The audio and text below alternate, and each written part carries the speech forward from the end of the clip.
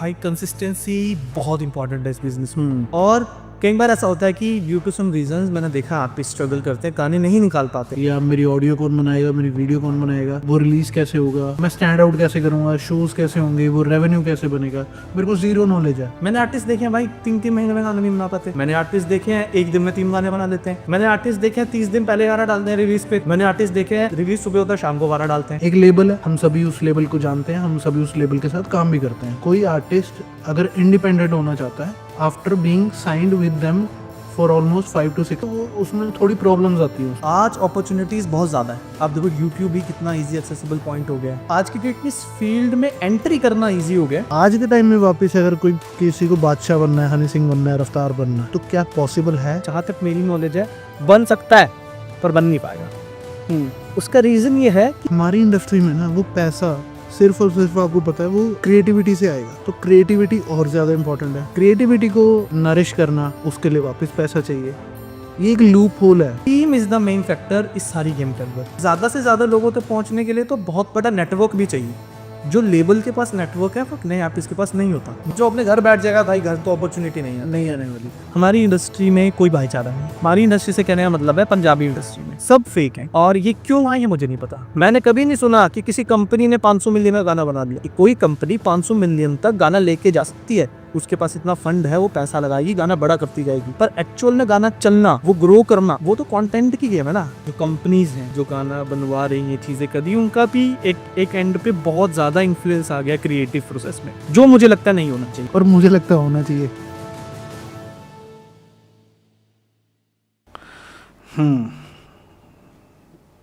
पहला क्वेश्चन क्या पूछना था?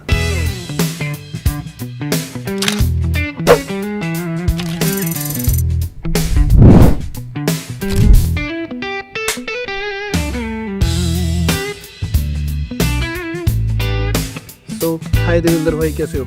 भाई बहुत बढ़िया हूँ मैं। First of all I would like to thank you कि आपने टाइम निकाला मेरे लिए। ये हमारा पहला पॉडकास्ट है and I am really feeling honoured कि आप पहले गेस्ट हो। भाई अब ये मेरे को ऐसा लग रहा है ना, ज़्यादा पैसे नहीं देते किसी काम के लिए, और मैंने एक्सपेक्ट नहीं किया था कि आप मेरे को बुलाओ, बट आई एम ऑनर्ड कि आपने अपने पॉडकास्ट में पहला मेरे को हो रहा है। नहीं, जितना मेरी लीग में जितने बंदे हैं, मैं अगर ये सोचूं कि यार जिस बंदे ने मेरे को सबसे पहले गाइड किया था म्यूज़िक इंडस्ट्री में, जिसने कुछ फैक्ट्स एंड फिगर्स रखे थे, वो आप ही हो। और मेरे दिमाग में आपके अलावा कोई नाम नहीं आया कि जिसको मैं सबसे पहले बुलाता। भाई अब तो ये मेरे को थोड़ा बहुत नर्वस कर रहा है कि यार अच्छा भाई मैंने ऐसा कुछ किया है नहीं। देवेंद्र भाई, as a professional music industry में आप क्या काम करते हो?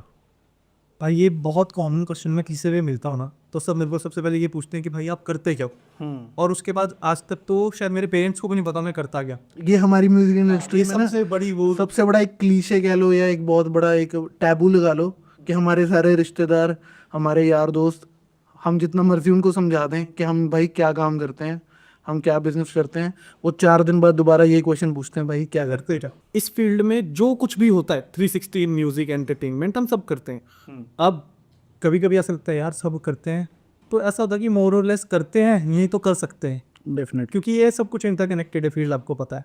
और एज इन अगर मैं अपना बताऊं कि मैं क्या करता हूं, तो भाई मैंने अगर आप इसको जर्नी वाला क्वेश्चन बनाऊं अभी से, तो मैं ये बताता हूँ कि शुरू मैंने एज ए शौकिया तौर पे किया था। मेरे को बहुत इंटरेस्ट था मतलब म्यूज़िक फील्ड में और हर चीज़ में। और आपको पता डीजे पंजाब एक साइट थी, DJ Punjab, songs.pk, DJ Punjab और मिस्टर जट, हाँ ये 3 साइट्स थी। तो मैं बहुत ज़्यादा मतलब म्यूज़िक एंथुजियास्ट था कि मेरे को गाने सुनने जी। तो सारा दिन घर में भी गाने चलते थे, और फिर सारा दिन डीजे पंजाब पे गाने आ रहे हैं, डाउनलोड करो सुनो, क्रेज़ होता था। नया नया इंटरनेट मिला हुआ था, नया नया पीसी मिला था, तो बस गाने तो शौक डेवलप हो गया कि भाई कामों की फील्ड में बहुत ज़्यादा है। अब सबसे बड़ी बात है कि इस फील्ड में ना कोई बुक नहीं है कि यार कैसे करना है, क्या करना है, ना कोई गाइड करने वाला है, क्या राइट है क्या रॉन्ग है, कुछ नहीं पता। तो ऐसे ही मेरे को लगा कि यार गाने सुनता हूँ तो गाने बनाऊंगा। तो अब गाने बनाने के लिए क्या चाहिए? Singer, lyricist. तो मेरे फैमिली में ही मेरे एक थोड़े दूर के कज़न है, उनको गाने का शौक था, और मेरा फ्रेंड है मोहक, वो मेरे साथ है हमेशा से। तो मैंने ऐसे ही बोला यार बस गाना करना है। तो मोहक ने क्या बोला, गाड़ी उठाई, उस कज़न को उठाया, एक प्री वेडिंग फोटोग्राफर्स नहीं होते, हाँ, उनके साथ वीडियो बनाने चल पड़े। ओके। तो हमने गाना शूट किया, हमारे स्कूल ने सबको बोला कि हम गाना बना रहे हैं, लेबल कर रहे हैं, ये कर रहे हैं। गाना बनाया और वो has an end sorry to interrupt you, ये सब आप तब कर रहे हो जब आपको उसकी बिल्कुल कोई नॉलेज नॉलेज नहीं है, कुछ भी नहीं है, बस गाने सुनते हैं। तो गाने सुनते हैं और बनाने हैं। आपको एक आइडिया कि ऐसा बनता होगा। आइडिया भी नहीं है भाई, कुछ क्लू ही नहीं है।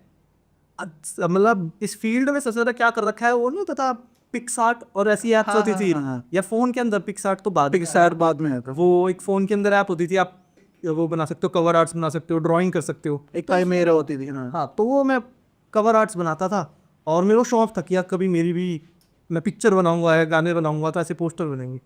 वहाँ से कट टू +2 के बाद निकलते ही ये सॉन्ग वाला कीड़ा उठा, विले थे, मतलब +2 के बाद वो कॉलेज आने से पहले वाला टाइम था, रिजल्ट आया नहीं था, तो मैं और मेरा दोस्त लगे हुए हैं कि भाई करते हैं कुछ।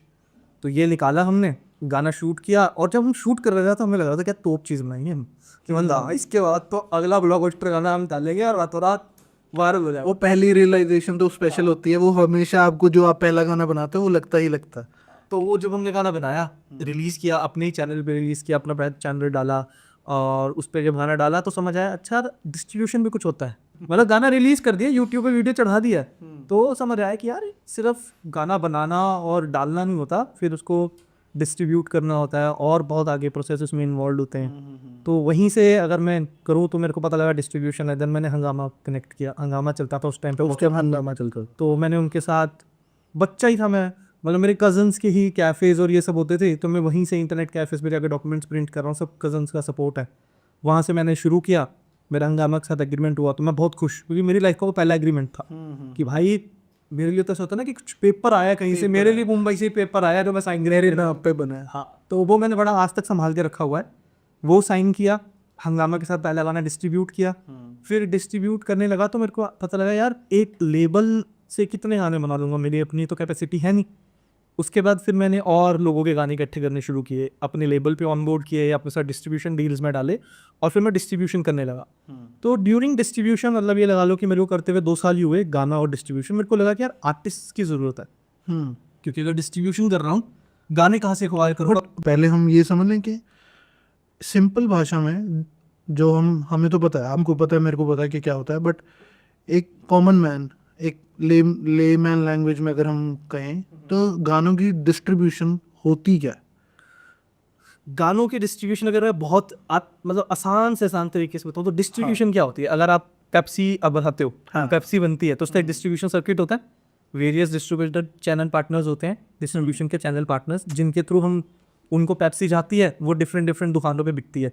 सो सेम डिस्ट्रीब्यूशन भी यही है, आपने गाना बनाया, मल्टीपल स्टोर्स हैं, एक एग्रीगेटर आपके साथ ऐड ऑन होता है जो आपके लिए उन सभी स्टोर्स पे आपका गाना डिलीवर करता है, deliver. So this is basic distribution. इसके अंदर और पार्ट्स आ जाते हैं, बहुत सारी companies pro level services provide करती है डिस्ट्रीब्यूशन के साथ, पर बेसिकली डिस्ट्रीब्यूशन इज आपका कंटेंट लोगों तक पहुंचाना, दैट इज एज सिंपल। वो एक मिडिल कंपनीज होती हैं, ये होते हैं, तो मतलब जैसे बिलीव होगी, ऑर्चर्ड हो गई और वार्नर होगी, ये डिस्ट्रीब्यूशन कंपनी है। और इसके अलावा अब तो लेबल्स भी डिस्ट्रीब्यूशन कर रहे हैं, और आप देखोगे यूनिवर्सल और भी मेजर लेबल्स, वार्नर मेरे भी मतलब लेबल डिस्ट्रीब्यूटर, पहले तो डिस्ट्रीब्यूटर ही है, तो सब डिस्ट्रीब्यूशन में आ रहे हैं, क्योंकि कंटेंट क्रिएशन कॉस्ट वो हम आगे बात करेंगे, तो उस वजह से। ओके, ठीक है। आई गेस मैंने क्लियर कर दिया होगा डिस्ट्रीब्यूशन। बहुत अच्छे से समझाया आपने डिस्ट्रीब्यूशन क्या होता है, बहुत सिंपल लैंग्वेज में। एंड उसके बाद जब आपको ये पता चला कि हाँ यार ये भी कोई चीज़ होती है, डिस्ट्रीब्यूशन नाम की भी कोई चिड़िया होती है, उसके बाद क्या कोई प्रॉब्लम आई या कुछ नया सीखा, उसके बाद की स्टोरी क्या है? मतलब टू बी वेरी ऑनेस्ट, जब वो डिस्ट्रीब्यूशन में घुसा, तो जो मैंने आर्टिस्ट वाली बात अभी पीछे करी थी, डिस्ट्रीब्यूशन में घुसते ये पता लगा कि फ्लो बड़ा चाहिए। मतलब ऐसा नहीं है कि आपने मुंह उठाया और आप डिस्ट्रीब्यूशन भी कर लोगे, आपको ज़्यादा गाने चाहिए, क्योंकि एज एन सिंगल लेबल आप पैसा लगाते हो तो कंटेंट डिस्ट्रीब्यूटर डिस्ट्रीब्यूट करता है। ऑब्वियसली जब आप डिस्ट्रीब्यूटर बन जाते हो तो आपको एक फ्लो चाहिए। मतलब आज के डेट में, अगर उस टाइम तो एग्रीमेंट्स बहुत अलग होते थे, आज के डेट में आप किसी भी कंपनी के साथ अगर एग्रीमेंट करते हो कि हम डिस्ट्रीब्यूट कराना चाहते हैं आपको, तो आपको एक नंबर देते हैं कि आप मिनिमम कितने गाने दोगे। हाँ, आज की डेट में वो एवरेज चल रहा है कि 12 से 30 गाने मांगते हैं कि आप एक साल में इतना कंटेंट दोगे तो हम आपको पुश करेंगे, प्रमोट करेंगे आगे। तो हम आपको अपना CMS प्रोवाइड करते हैं। तो वैसे ही जब मैंने किया तो मेरे को पहले 2 गाने किए मैंने, तो मुझे लगा कि कंटेंट ज़्यादा चाहिए, उसके लिए आर्टिस्ट चाहिए। तो वहाँ से फिर आर्टिस्ट इकट्ठे करने शुरू किए फॉर डिस्ट्रीब्यूशन थिंगी, क्योंकि मेन गोल तो डिस्ट्रीब्यूशन था उस टाइम पे। और ओवर द पीरियड वो जैसे जैसे चेंज होता गया, जैसे जैसे चेंज होता गया वैसे वैसे चेंज होता गया कि स्ट्रेटेजी में कि कैसे ऑनबोर्ड करने हैं, क्या काम करना है, और वो वही आज तक चलता है। मतलब कोई कॉपी बुक तो है नहीं, वही मैं आगे लोगों को बताता हूँ जो मैंने फॉलो किया है। मतलब इस इंडस्ट्री में सबसे वो बेसिक सी बात है कि किसी का सेट फॉर्मेट नहीं है, सेट फॉर्मेट नहीं। हर एक बंदा अपने हिसाब से काम कर रहा है, जो उसकी जर्नी है, जो उसकी नॉलेज है, वो उस हिसाब से जिसका जब वो तीर तुक्का चल गया बस वही वही पैटर्न बन गया। मतलब तीर चलने के लिए भाई खड़ना तो पड़ेगा। हाँ मतलब मेरे से भी कभी कोई पूछता है ना कि यार वर्कआउट करना है या म्यूजिक इंडस्ट्री में आपको काम करना है, तो मैं ये कहता हूँ कि हिट और फ्लॉप बात की बात है, गाना चलेगा नहीं चलेगा बात की बात है, पैसा कमाओगे नहीं कमाओगे बात की बात है। अगर आप कंसिस्टेंट रह सकते हो तो आओ, तो ज्वाइन करो म्यूजिक इंडस्ट्री या फिल्म इंडस्ट्री। कंसिस्टेंट नहीं रह सकते तो भाई कोई जॉब कर लो, कोई और बिजनेस कर लो, कोई हार्डवेयर की दुकान खोल लो, दैट्स इट। भाई कंसिस्टेंसी बहुत इंपॉर्टेंट है इस बिजनेस में।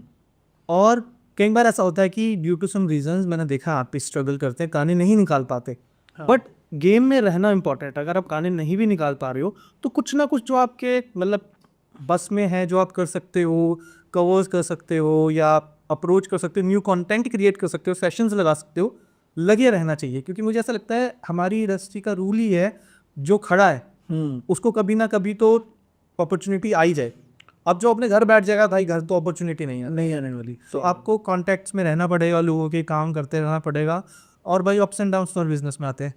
हाँ तो वही, जैसे एक कोड था कि अगर एक गाड़ी पार्क्ड है कहीं पार्किंग में खड़ी है तो उसमें आप गाड़ी चलाना नहीं सीख सकते। गाड़ी चलानी सीखनी है तो आपको बाहर निकालना रोड पे आना ही पड़ेगा। सीधी बात है। तो अब जैसे you have been in this field from quite some time now, है ना, अराउंड 10 साल तो हो गए होंगे। 10 साल पहले क्या सिनेरियो था और आज क्या सिनेरियो है? आज आसान है या आज मुश्किल है? आज अपॉर्चुनिटीज़ बहुत ज़्यादा है, और आज आप देखो यूट्यूब ही कितना इजी एक्सेसिबल पॉइंट हो गया है। ठीक है, पहले कॉन्टेंट अलग तरीके से कंज्यूम किया जाता था, आज शॉर्ट फॉर्मेट हो गया है, रील्स आ गई हैं। तो आज की डेट में इस फील्ड में एंट्री करना ईजी हो गया, पर वही जब आप एंट्री करना ईजी हो गया तो बहुत सारे लोग एंट्री कर रहे हैं, तो कंपटीशन बहुत बढ़ गया है।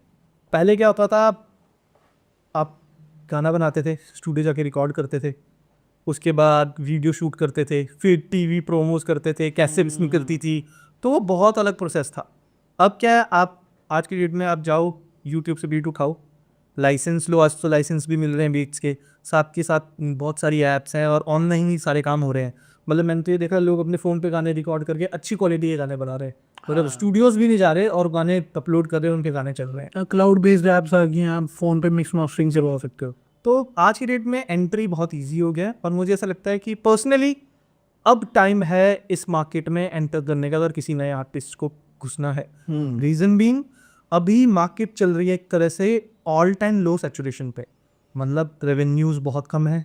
ठीक है, और आज की डेट में अगर फॉर एग्जांपल एक ए लिस्टर का गाना आता है और एक न्यू कमर का गाना आता है, तो उसमें ज़्यादा फ़र्क नहीं है। बस ए लिस्टर के पास पैसा है तो वो पैसा लगा के अपने गाने को प्रमोट कर सकता है, निकाल सकता है, बट ऑर्गेनिक ट्रैफिक और अपॉर्चुनिटीज़ आज की डेट में इक्वल ही हैं नियरली, कि अच्छा कंटेंट करोगे तो चलेगा। तभी आपने देखा होगा आज की डेट में बहुत सारे नए नए आर्टिस्ट हिट हो रहे हैं। बट अब सही ये बात है। मुझे लगता है शायद आप आगे क्वेश्चन भी पूछोगे मेरे से कि अब ये वन हिट वंडर्स हैं जो, हाँ, ये आगे क्यों नहीं ग्रो कर पाते? ये हमारी लाइन में ये टर्म काफ़ी चलती है। क्योंकि उसका रीज़न वही टीम भाई। मतलब मैंने आपका क्वेश्चन खुद ही पूछ के खुद ही आंसर दे दिया। नहीं सही बात है। Team is the main factor इस सारी गेम के अंदर। एंट्री लेवल बहुत आसान है, बट टीम डेवलपमेंट मुश्किल हो गई है। पहले शायद टीम्स इजीली बन जाती थी, हाँ, मतलब जो मैं आपके क्वेश्चन से रिलेट कर रहा हूँ पहले। अब जैसे मैं बताता हूँ, मेरी टीम में मेरे भाई है मोहक, हम 10 साल से साथ हैं, तो हम काम करने के लिए साथ नहीं थे, हाय मोहक। तो हम साथ थे और हमने काम कर लिया। तो पहले ऐसे ही चलता था। पहले क्या रिलेशन होते थे, आपने भी देखा होगा, आपके भी भाई लोग होंगे, हम सब ने इकट्ठे सोचा काम करना और हम इकट्ठे कर रहे हैं, कोई प्रैक्टिकल वाला नहीं घुस रहे, प्रॉफिट लॉस ये वो कुछ नहीं, भाई ने बोला करना है तो करना है, ये सही बोला। अब थोड़ा अलग हो गया, अब ना बहुत सारे लोग बिजनेस माइंडेड हो गए।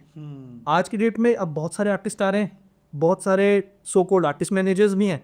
अब वो ऐसा देखते हैं, इसके साथ काम करूंगा तो प्रॉफिट है, इसके साथ काम करूंगा तो प्रॉफिट है, और वो आज की डेट में बहुत बड़ा बैरियर है। हम 4-5 साल से एक दूसरे को जानते हैं और काम कर रहे हैं, बट मुझे याद है कि पहले हम अगर काम नहीं कर रहे होते थे तो बहुत ही ना केओटिक रहते थे, यार काम नहीं कर रहे, काम नहीं कर रहे। अगर आज काम नहीं कर रहे ना तो हम थोड़ा पीस ऑफ, हाँ, पीस ऑफ वो है कि यार एक स्टेट ऑफ माइंड जो है ना वो बहुत पीस पे है कि यार नहीं कर रहे ना, कोई बात नहीं, पर कुछ करेंगे तो सही करेंगे, क्योंकि अब शायद वो नॉलेज है या वो एक जो पेशेंस है वो मिल गया हमें बिजनेस में। मतलब अब आप उसे ये लगाओ कि पहले जब हम भागे होते थे करना है तो हमें पता ही नहीं था क्या करना है। हम ढूंढ रहे थे अपने रास्ते, क्यों? क्योंकि जानना चाह रहे थे कि कैसे होता है, बहुत सारी जगहों ये की चीज़ खोज कर- करके नहीं देखी हमने, तो ये शायद ये फट जाए अब ओवर द टाइम में पता है कि क्या स्टैंडर्ड हो। कि क्या ही हो जाएगा, पता है हमें। जब हम पहली बार मिले थे, आपने ऑल स्टार उस टाइम नया नया किया था, आपने बहुत इन्वेस्टमेंट्स करी थी उसमें, हैवी इन्वेस्टमेंट्स करी थी, और मेरा यही से था आपको कि भाई आप बहुत हैवी इन्वेस्टमेंट्स कर रहे हो। तो उसके बाद आपने भी देखा, उसके बाद आपने लेबल डील्स क्लोज करी, आपने तो लेबल्स के लिए काम किया। तो वही है कि उस टाइम हमें वर्किंग नहीं पता थी लेबल्स की, आज हमें लेबल्स की वर्किंग पता है। पहले हम शायद अपने आप को 19-20 आंकते थे औरों के मुकाबले, वो एक सेल्फ डाउट हो सकता है कि यार हम सही कर रहे हैं नहीं कर रहे, वो इतनी बड़ी कंपनीज में काम करते उन्हें कुछ नया आता होगा। पर मोर और लेस मैं ये सभी को यही कहना चाहूँगा कि भाई कंटेंट के अंदर किसी का कॉपी बुक स्टाइल है ही नहीं कि भाई वो ऐसे करता है तो ऐसे ही काम होता है। इस फील्ड में वैसे काम होता है जैसे आप करना चाहते हो। हाँ, अगर आपको गाना आज बनाना है, मैंने आर्टिस्ट देखे हैं भाई 3-3 महीने में गाना नहीं बना पाते, मैंने आर्टिस्ट देखे हैं 1 दिन में 3 गाने बना लेते हैं। हाँ। तो वो आपके ऊपर है, आप कैसे काम करना चाहते हो, कैसे बनाना चाहते हो। मैंने आर्टिस्ट देखे हैं 30 दिन पहले गाना डालते हैं रिलीज पे, मैंने आर्टिस्ट देखे हैं रिलीज सुबह होता है शाम को गाना डालते हैं। तो सबके अपने अपने स्टाइल हैं, सबके अपने अपने ऑडियंस है कि वो किस तरीके से उन्हें काटर करते हैं, उनका क्या। और वही जैसे पहले हमने बात की थी कि राइट या रॉन्ग कुछ भी नहीं है, कुछ भी नहीं। सिर्फ मैटर करता है कि आप कंसिस्टेंट रहो, आप काम करो।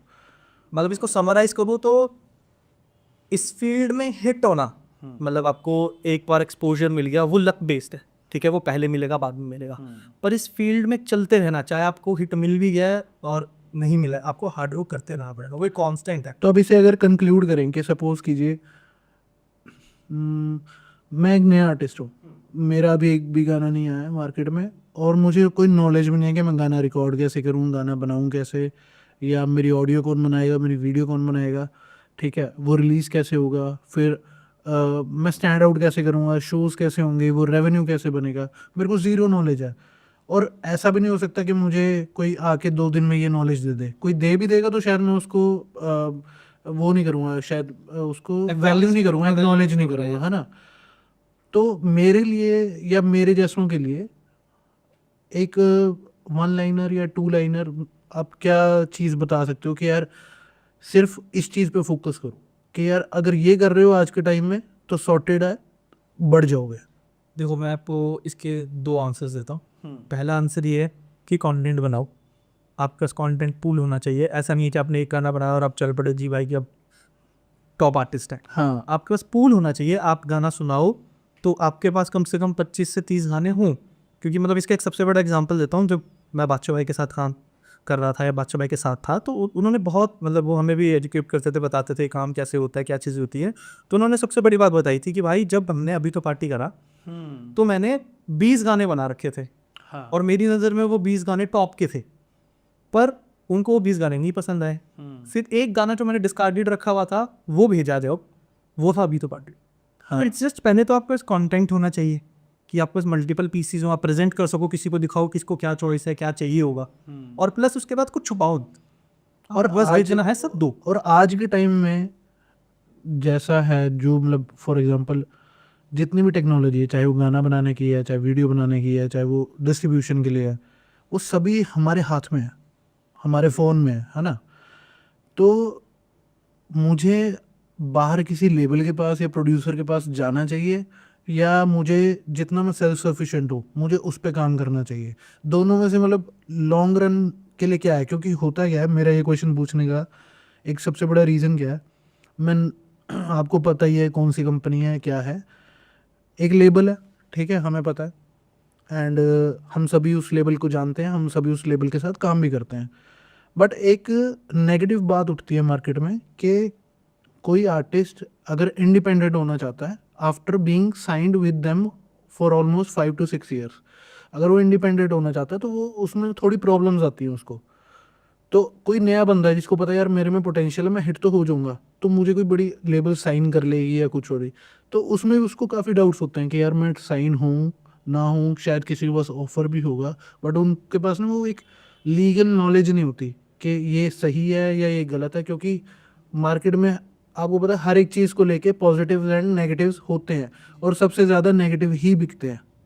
तो एक ये साइड भी है ना, ये ऑडियंस भी है कि जिसके पास ऑलरेडी ऑफर्स भी हैं, बट उनको ये नहीं पता कि लॉन्ग रन के लिए और सस्टेन करने के लिए उन्हें एक लेबल का सहारा लेना चाहिए, या खुद जितने सेल्फ सफिशिएंट है उतना ही काम करना चाहिए।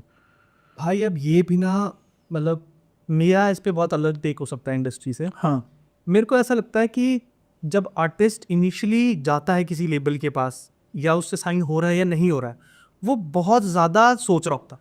हाँ मतलब True. आज की डेट में, अगर वैसे तो मैं गाता नहीं, पर अगर मैं गाता होता और मेरे को कोई बोलता मैं तेरे को साइन कर रहा हूँ, ठीक है, तो मैं उसकी नॉर्म्स पढ़ता कि वो क्या टर्म्स दे रहा है, ठीक है। तो एक बेसिक मतलब अटेंशन चाहिए होती है आप जब किसी के साथ एग्रीमेंट कर रहे हो कि यार वो पढ़ो तो सही, ठीक है, और किसके साथ कर रहे हो उसका बैकग्राउंड देख लो कि उसे काम करना आता है या नहीं आता है। लेबल्स की बहुत इंपॉर्टेंस और बहुत ज़रूरत है। मतलब मैंने ये सुना है बहुत सारे पॉपुलर लोगों को, मतलब जैसे ये होता है ना कि आज से 5 या 6 साल पहले सिनेरियो ये था कि एक्सेसिबल नहीं थी टेक्नोलॉजी या डिस्ट्रीब्यूशन हम कह ले, है ना। तो आज के टाइम में एक नॉर्मल 18 साल का 17-18 साल का जो एक आर्टिस्ट होगा, लड़का होगा, जो अपने घर में कमरे में बैठकर लैपटॉप पे गाना बना रहा है अपने खुद के, वीडियो भी वो अपने फ़ोन से ही बना लेगा, है ना। सारा एक्सेस उसके फ़ोन में है, सारी ऐप्स उसके फ़ोन में, उसको सब पता है, डिस्ट्रीब्यूशन भी कर लेगा। तो जब एक लेबल जाए उसके पास ऑफर लेके, तो वो क्या डिफरेंस क्रिएट कर सकता है, क्योंकि जो वो कर रहा है वो ऑलरेडी वो कर रहा है। लेबल सिर्फ क्या करेगा, उसे थोड़ा और ज़्यादा पैसा दे देगा, उसका प्रोडक्ट थोड़ा अच्छा बन जाएगा, डिस्ट्रीब्यूशन तो फिर भी उसके पास है। नहीं, मुझे ऐसा लगता है कि इसका बहुत अलग सिस्टम है। जैसे मैं बताता हूँ, बहुत सारे बड़े बड़े लोग ट्यून को से डिस्ट्रीब्यूट करते हैं, हाँ, डिस्ट्रीब्यूट मतलब ये मिथ तोड़ना चाह रहा हूँ मैं कि यार एक लेबल लेबल ही होता है, आप जितना मर्जी आप इंडिपेंडेंट वो कर लो। लेबल बहुत एक इंपॉर्टेंट फैक्टर है, क्योंकि लेबल के पास पैसा है हाँ जो उसने आर्टिस्ट पे लगाना है और आर्टिस्ट को ग्रो करेगा। तो सबसे मेजर बात, आर्टिस्ट और लेबल्स एक कॉम्प्लीमेंट्री सिस्टम है। ऐसा नहीं है कि आर्टिस्टों के बिना लेबल चल जाएंगे, और ऐसा भी नहीं है कि लेबलों के बिना आर्टिस्ट चल जाएंगे।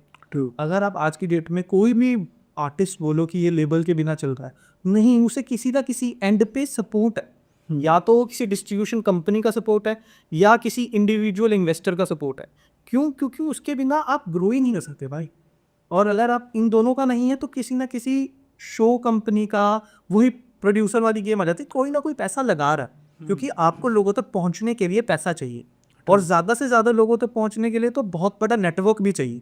जो लेबल के पास नेटवर्क है वो नए आर्टिस्ट के पास नहीं होता। नहीं हो सकता, अब सही जैसे आपने पूछा कि एक 18 साल का लड़का क्या करे, एक 18 साल का लड़का बहुत सारे गाने बनाए, अगर उसे कुछ नहीं समझ आ रहा, ट्यून को डिस्ट्रीब्यूट पर डाले, वहाँ से सब लेबल्स की बड़ी बड़ी टीम्स होती हैं, वो अच्छे टैलेंट्स को स्काउट करते हैं। ज़रूरी नहीं है कि आप हिट हो तो ही आपको स्काउट करेंगे, नहीं, वो फ्रेश बंदे जो काम कर रहे हैं उनको स्काउट करते हैं और उनको कॉन्टैक्ट करते हैं। इनिशियली आपको डील्स छोटी मिलेंगी, पर ब्रो आपको घर बैठे डील मिल रही है तो क्यों नहीं लेनी है। और लोग बोलते हैं कि जी हमें साइन नहीं होना। अरे भाई, अगर एक रिलेशनशिप में आ रहे हो तो दोनों पार्टी से सिक्योरिटी होनी चाहिए ना। देखो, एक फैक्ट है, किसी आर्टिस्ट का कोई कुछ नहीं बिगाड़ सकता। ये मैं जब अपने आर्टिस्ट भी साइन करता था उन्हें भी बताता था, मैं इन जनरल भी बता रहा हूँ, किसी आर्टिस्ट का कोई कंपनी कुछ नहीं बिगाड़ सकती। अगर आर्टिस्ट का मन ही नहीं है गाने करने का तो क्या तो करोगे? कंपनी फोर्सफुली गाने थोड़ी बना लेगी। सो क्रिएटिविटी में धक्का नहीं चलता, बट ये एक ओपन होना चाहिए कि लेबल्स के साथ आर्टिस्ट भी बहुत धक्का करते हैं। मैं दोनों साइड पे रहा हूँ। उसके 2-3 एग्जांपल दे सकते हो आप? भाई एग्जाम्पल ऐसे मैं दूंगा तो वो नाम हो जाएंगे, बट बिना नाम के कोई बात नहीं। बहुत सारे यार, जैसे आज की डेट में सबसे ज़्यादा प्रचलित बात है, जब मैं बॉम्बे किसी भी कंपनी के अंदर बैठता हूँ तो हमारे खासकर पंजाब के बारे में तो ये बात है कि जो आर्टिस्ट हैं वो अपने चैनल के अच्छे गाने रख लेते हैं जी, और बाहर अच्छे गाने नहीं देती है। तो आपने बहुत सुना होगा, आप सारी कंपनीज में जाते हो बॉम्बे, ये सबसे कॉमन फैक्टर है। तो ना, एक तो ये सबसे आर्टिस्ट धक्का ही करना है यार। अगर आप काम कर रहे हो, कोई पैसा दे रहा है तो उसे अपना 100% तो दो। तो आर्टिस्ट के लिए भी बहुत इंपॉर्टेंट है कि वो अपना 100% दें और फिर कंपनी से एक्सपेक्ट करें। अब ये है कि ना, हर एक बंदा ना स्मार्ट हो गया ज़्यादा। पहले भी ऑब्वियसली आर्टिस्टों के साथ बुरा हुआ, मैं ये नहीं बोलता कि सारे लेबल्स बहुत अच्छे होते हैं, कुछ लाला लेबल्स हैं, है ना, कि जो अलग ही थ्योरी पे चलते हैं। पर जो कॉर्पोरेट्स लेबल है वो बहुत क्लियर है। कॉर्पोरेट का एकदम क्लियर सेटअप है कि भाई वो पहले एग्रीमेंट करते हैं आपके साथ, जो लिख के दे दिया वो करेंगे, चाहे कुछ भी हो जाए, चाहे उनकी कंपनी लॉस में या प्रॉफिट में। लाला लेबल्स के साथ थोड़ी दिक्कत है कि आपको पहले कुछ कमिट कर दिया, बाद में मुकर गए जी नहीं करेंगे, तो बट फिर वो सबको अपना प्रॉफिट बताएं। कॉर्पोरेट्स थोड़ा कंपैरेटिवली कम पैसा देते हैं न्यू कमर्स को, बट अगर आप पंजाब और मुंबई का कंपैरिजन करो तो ऐसी कोई मुंबई की कंपनी नहीं है जो अच्छा पैसा नहीं देती। आप करते ही हो, डील्स करते हो, आपने ये देखा होगा कि एटलीस्ट 10 टाइम्स का डिफरेंस है। पंजाब में गाना 5,000 का है, मुंबई में वो 50,000 का है। अब इसके अंदर कितने लोगों के मार्जिन हैं, कितने प्रोजेक्ट मैनेजर्स हैं, और प्लस मैं एक स्पेशल मेंशन करना चाहूँगा, अगर आप एक इंडिपेंडेंट आर्टिस्ट हो और आप किसी कंपनी के साथ साइन नहीं हो रहे या किसी मैनेजमेंट के साथ साइन नहीं हो रहे और आप किसी प्रोजेक्ट मैनेजर के थ्रू ये सोच रहे हो अपने 2-4 गाने बेच दूंगा, तो आप अपनी ब्रांड वैल्यू खत्म कर रहे हो। कैसे? क्या वो प्रोजेक्ट मैनेजर का आर्टिस्ट ग्रो करने में कोई इंटरेस्ट ही नहीं, उसका वो प्रोजेक्ट बेच के अपनी कमीशन निकालने से इंटरेस्ट। तो गेम ये है कि एक गाना बेचने से ना ज़रूरी नहीं होता कि आपको उसके लिए 1 लाख रुपए मिल गए। मैंने बहुत सारे आर्टिस्ट देखे हैं, गाना बनाते हैं, बेच देते हैं, बोलते हैं पाजी साढ़ा का गाना 5 लाख चुक गया। उन उस 5 लाख में से वो करते क्या है? प्रोजेक्ट मैनेजर का कट चला गया, वीडियो का कट चला गया, आर्टिस्ट के पास 50,000 रुपये आ गया। अब इस पूरे प्रोसेस में किसी ने मार्केटिंग की बात ही नहीं करी, किसी ने ये पूछा ही नहीं लेबल से कि जी आप 5 लाख देने के बाद मेरे गाने पर इतना लगा हुए। और मुझे ऐसा लगता है कि उनको वो इम्पोर्टेंट ही नहीं होता क्योंकि उनको शॉर्टकट मनी मिल रहा है। यस, कि मतलब उनको है कि मेरी EMI चली जाएगी, चीज़ें चली जाएंगी, मैं गाड़ी खरीद लूँगा, घर खरीद लूँगा।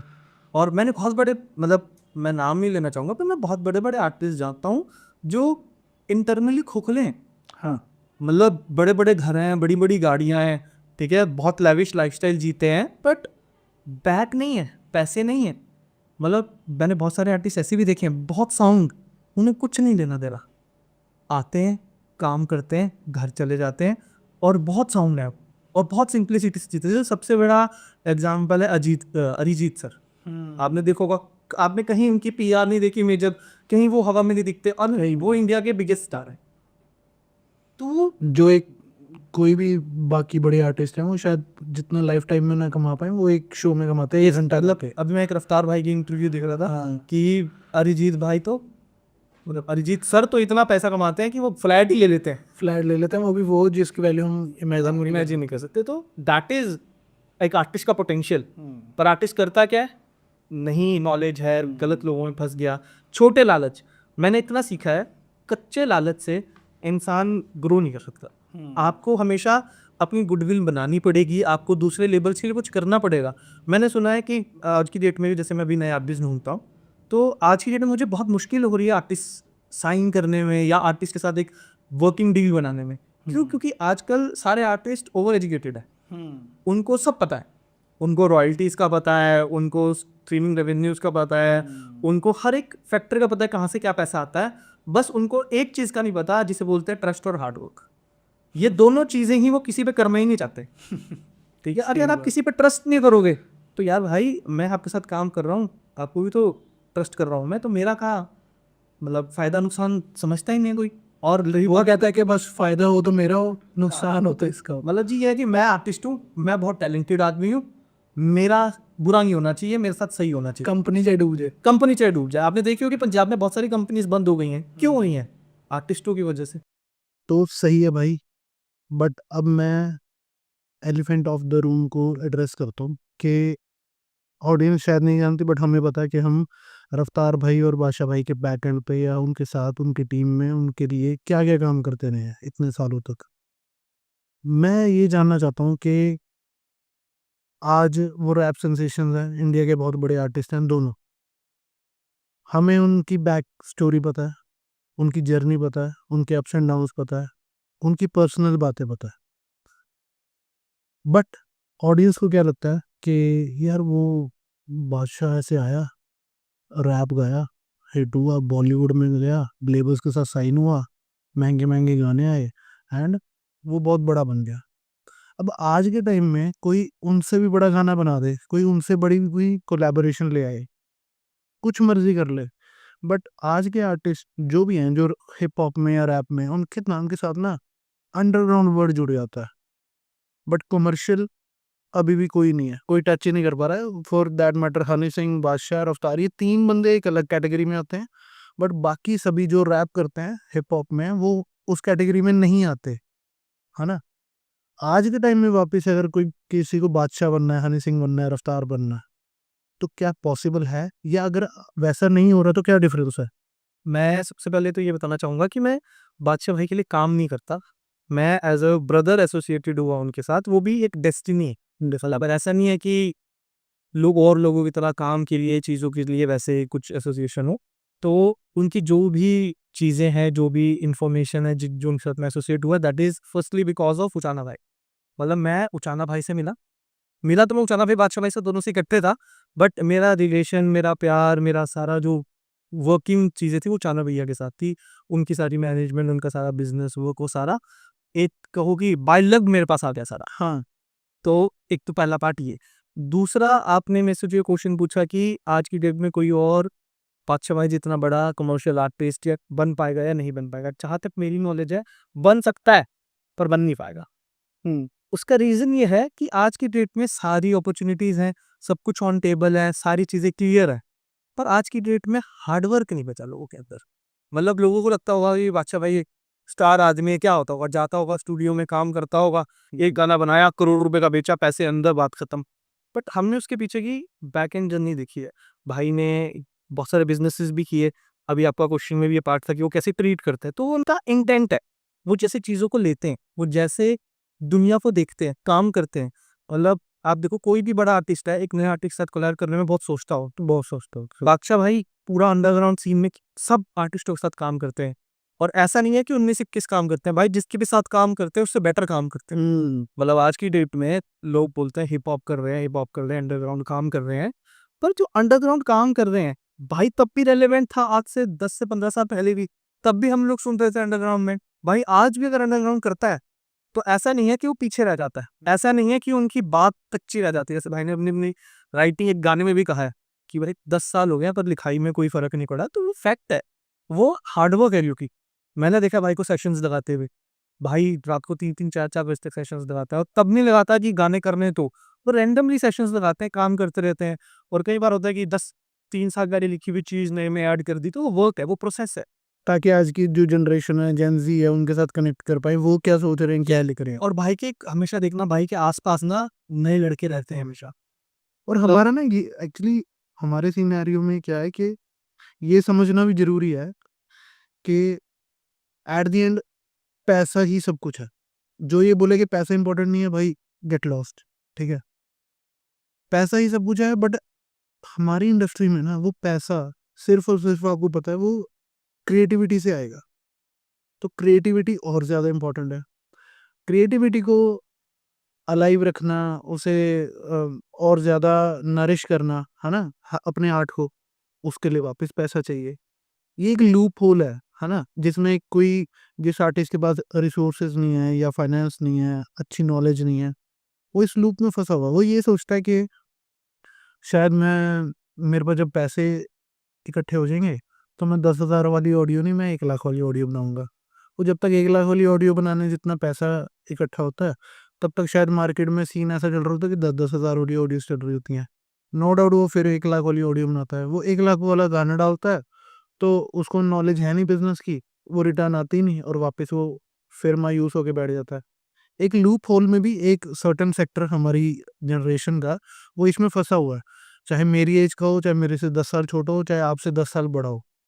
उनमें कोई ना कोई एक ऐसा बंदा होता है जो कहता है यार मैं पहले ऐसा करता था, मैं ये करना चाहता था, मैं सिंगर बनना चाहता था, मैं एक्टर बनना चाहता था, मैं डायरेक्टर बनना चाहता था, मैं प्रोड्यूसर बनना चाहता था।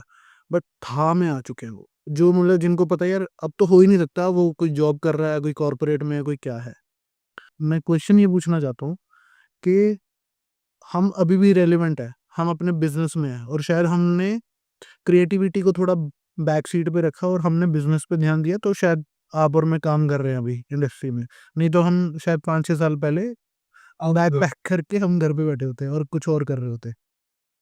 तो हमने वो जो चीज़ समझी, वो शायद हमने तो समझी कि हम उन बड़े लोगों के साथ हमारा उठना-बैठना था और हमें वो नॉलेज मिल गई, सही टाइम पे, या शायद थोड़ा लेट मिली या जल्दी मिली, बट हमने उसे ग्रैब कर लिया। वो ऑडियंस जो ये चीज़ जिसके लिए अनअवेलेबल है, उसके लिए हमने ये पॉडकास्ट बनाया तो है। बट वो एक गैप हम कैसे फ़िल कर सकते हैं कि यार वो नॉलेज, बेसिकली तो वो नॉलेज ही है, जो लैक कर रहे हैं कि यार पैसा एट द एंड हर कोई बना लेगा, गाना एट द एंड हर कोई कर लेगा।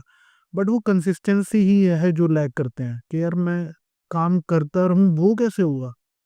देखो, इसके 3-4 तरीके के जवाब है। मतलब 3-4 पॉइंट्स में जो है, पहला आपका एक क्वेश्चन बहुत बड़ा था। तो पहला बताता हूँ भाई, आपने थ्री इडियट्स देखी है? हाँ, उसमें एक डायलॉग है बहुत इंपॉर्टेंट कि एक्सीलेंस के पीछे भागो। हम्म। तो सक्सेस झक मार के पीछे आई। यस, तो एक्सीलेंस के पीछे भाग ही नहीं रहा आज की डेट में कोई। सब क्या पूछ रहे? पैसे के पीछे भाग रहे हैं। पैसा चाहिए, जिसको देख लो वही समझ रहा लूप होल है ये। और ऐसा हुआ। मांगने पे नहीं मिलता भाई वैसा। हम्म। मैंने हमेशा एक्सपीरियंस किया है अपने 10 साल की जर्नी में कि अगर मैंने किसी को बोला है कि मुझे लाख रुपए की वर्थ है, तो मेरे को 80,000 ही मिलेगी। और अगर मैं वो सामने वाले पे छोड़ दूंगा तो हो सकता है 5 लाख भी मिल जाए। ये डायलॉग मैंने देविंदर से कितनी बार सुना है। तो ये पहली बात तो ये समझना बहुत इंपॉर्टेंट है। इसके बाद रही बात कि काम करना है, पैसे के पीछे बात कर लोग छोड़ देते, तो छोड़ना नहीं। हम आपने 70-80 लाख रुपए का घाटा खाया था इनिशियली जब आप मिले थे। 70-80 लाख रुपए बहुत होता है, मतलब वो भी उसे। हाँ उस एज में। और सेम अगर मेरा जाए, जो हमने इन्वेस्ट किया अपने घर से ला के इन्वेस्ट किया है, तो हम भी 3-4 करोड़ रुपए आज तक लगा चुके हैं राजू। और coming from a humble middle class background, ये 3-4 करोड़ रुपए बहुत बड़ा amount बहुत बड़ा अमाउंट है। तो मतलब जो सारी जिंदगी सदमा देता रहता है बंदा, इसमें होता है यार, अगर आज मेरे पास वो अमाउंट होती तो मैं शायद क्या कर रहा होता। तो बट हमें पता है कि एक शॉट और ये 3-4 करोड़ रुपए कुछ भी नहीं है रिकॉर्ड के जगह। और ऐसा नहीं कि 3-4 करोड़ रुपए हमने कमाए नहीं थे, हमने कमाए तभी हमने लगाए। तो इस फील्ड में पैसा बहुत है, भागना नहीं है, डरना नहीं है। क्योंकि अब आप ये बात है, बड़ी गेम खेल रहे हो, ठीक है। एंटरटेनमेंट इंडस्ट्री हमेशा रहेगी, पहले थी, आज है और आगे भी रहेगी। क्योंकि इस इंडस्ट्री का एंड गोल क्या है? जो भी यूजर है उसको एंटरटेनमेंट प्रोवाइड करना। अब वो किसी भी सेंस में हो सकता है, गाने हो गए, वीडियोस होगी, फिल्म्स हो गई। तो ये स्कोप बहुत बड़ा है और ये बिजनेस कभी खत्म नहीं होने वाला। पर इसको मैथमेटिक्स और इसकी बिजनेस रूल्स करेक्शन आने वाली है। हम जब बैठते हैं बिजनेस की बात करते हैं, जी तो मैं देविंदर को रिक्वेस्ट करता हूँ कि हम जब एक गाने को एज अ आईपी डिस्कस करते हैं, जी जब गाने को एज अ गाना नहीं ट्रीट करते, एज आईपी, आईपी मतलब इंटेलेक्चुअल प्रॉपर्टी, तब हमारी कैलकुलेशंस और होती हैं कि हम एक गाने पे जितना इन्वेस्ट कर रहे हैं उसका 5 साल का रिटर्न होगा, या ये प्रमोशन पे क्या लगेगा, या हम बाय व्हाट मीन हम उसको फंड कर रहे हैं। जी तो अगर हम ऑडियंस को ये समझा पाए कि वो खुद अगर अपने गाने को एज अ आईपी ट्रीट करने लग जाए, फॉर एग्जाम्पल के शोले आज से 50 साल, लगभग 50 साल पहले बनी थी, बट वो आज भी कमा रही है ना। अब वो उस टाइम जो उसने पैसा लगाया था शोले के प्रोड्यूसर ने, उसने उस टाइम रिकवर कर लिया, बट वो आज तक कमा रहा है। तो यानी कि आपने एक ऐसी प्रॉपर्टी क्रिएट कर दी जो आपको सारा लाइफ टाइम बना के देगी पैसा। वो शायद 1 रुपया हो एक दिन का, कोई दिक्कत नहीं है, बट वो आपका एक माइंडसेट खुलना चाहिए ना। अगर आपने ये सोच लिया कि यार मैंने तो 1 लाख रुपए का गाना बनाया एंड ये रिलीज हो गया, मेरे को तो कुछ आ ही नहीं रहा, मैं बैठ गया, वो आ नहीं रहा, वो आपकी गलती है।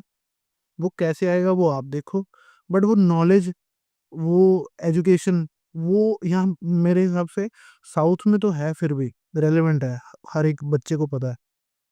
यहाँ नॉर्थ में पता नहीं क्या है, यहाँ पे डिस्ट्रीब्यूशन ही नहीं पता आधे से ज्यादा जनता को। जिस आदि को डिस्ट्रीब्यूशन का पता है, तो उसको बस यही पता है कि गाना स्टोर्स पे फेंकने को डिस्ट्रीब्यूशन कहते हैं। उसके बाद रेवेन्यू कितना आता है, कैसे कलेक्ट करते हैं, रॉयल्टीज का नहीं पता आर्टिस्ट को।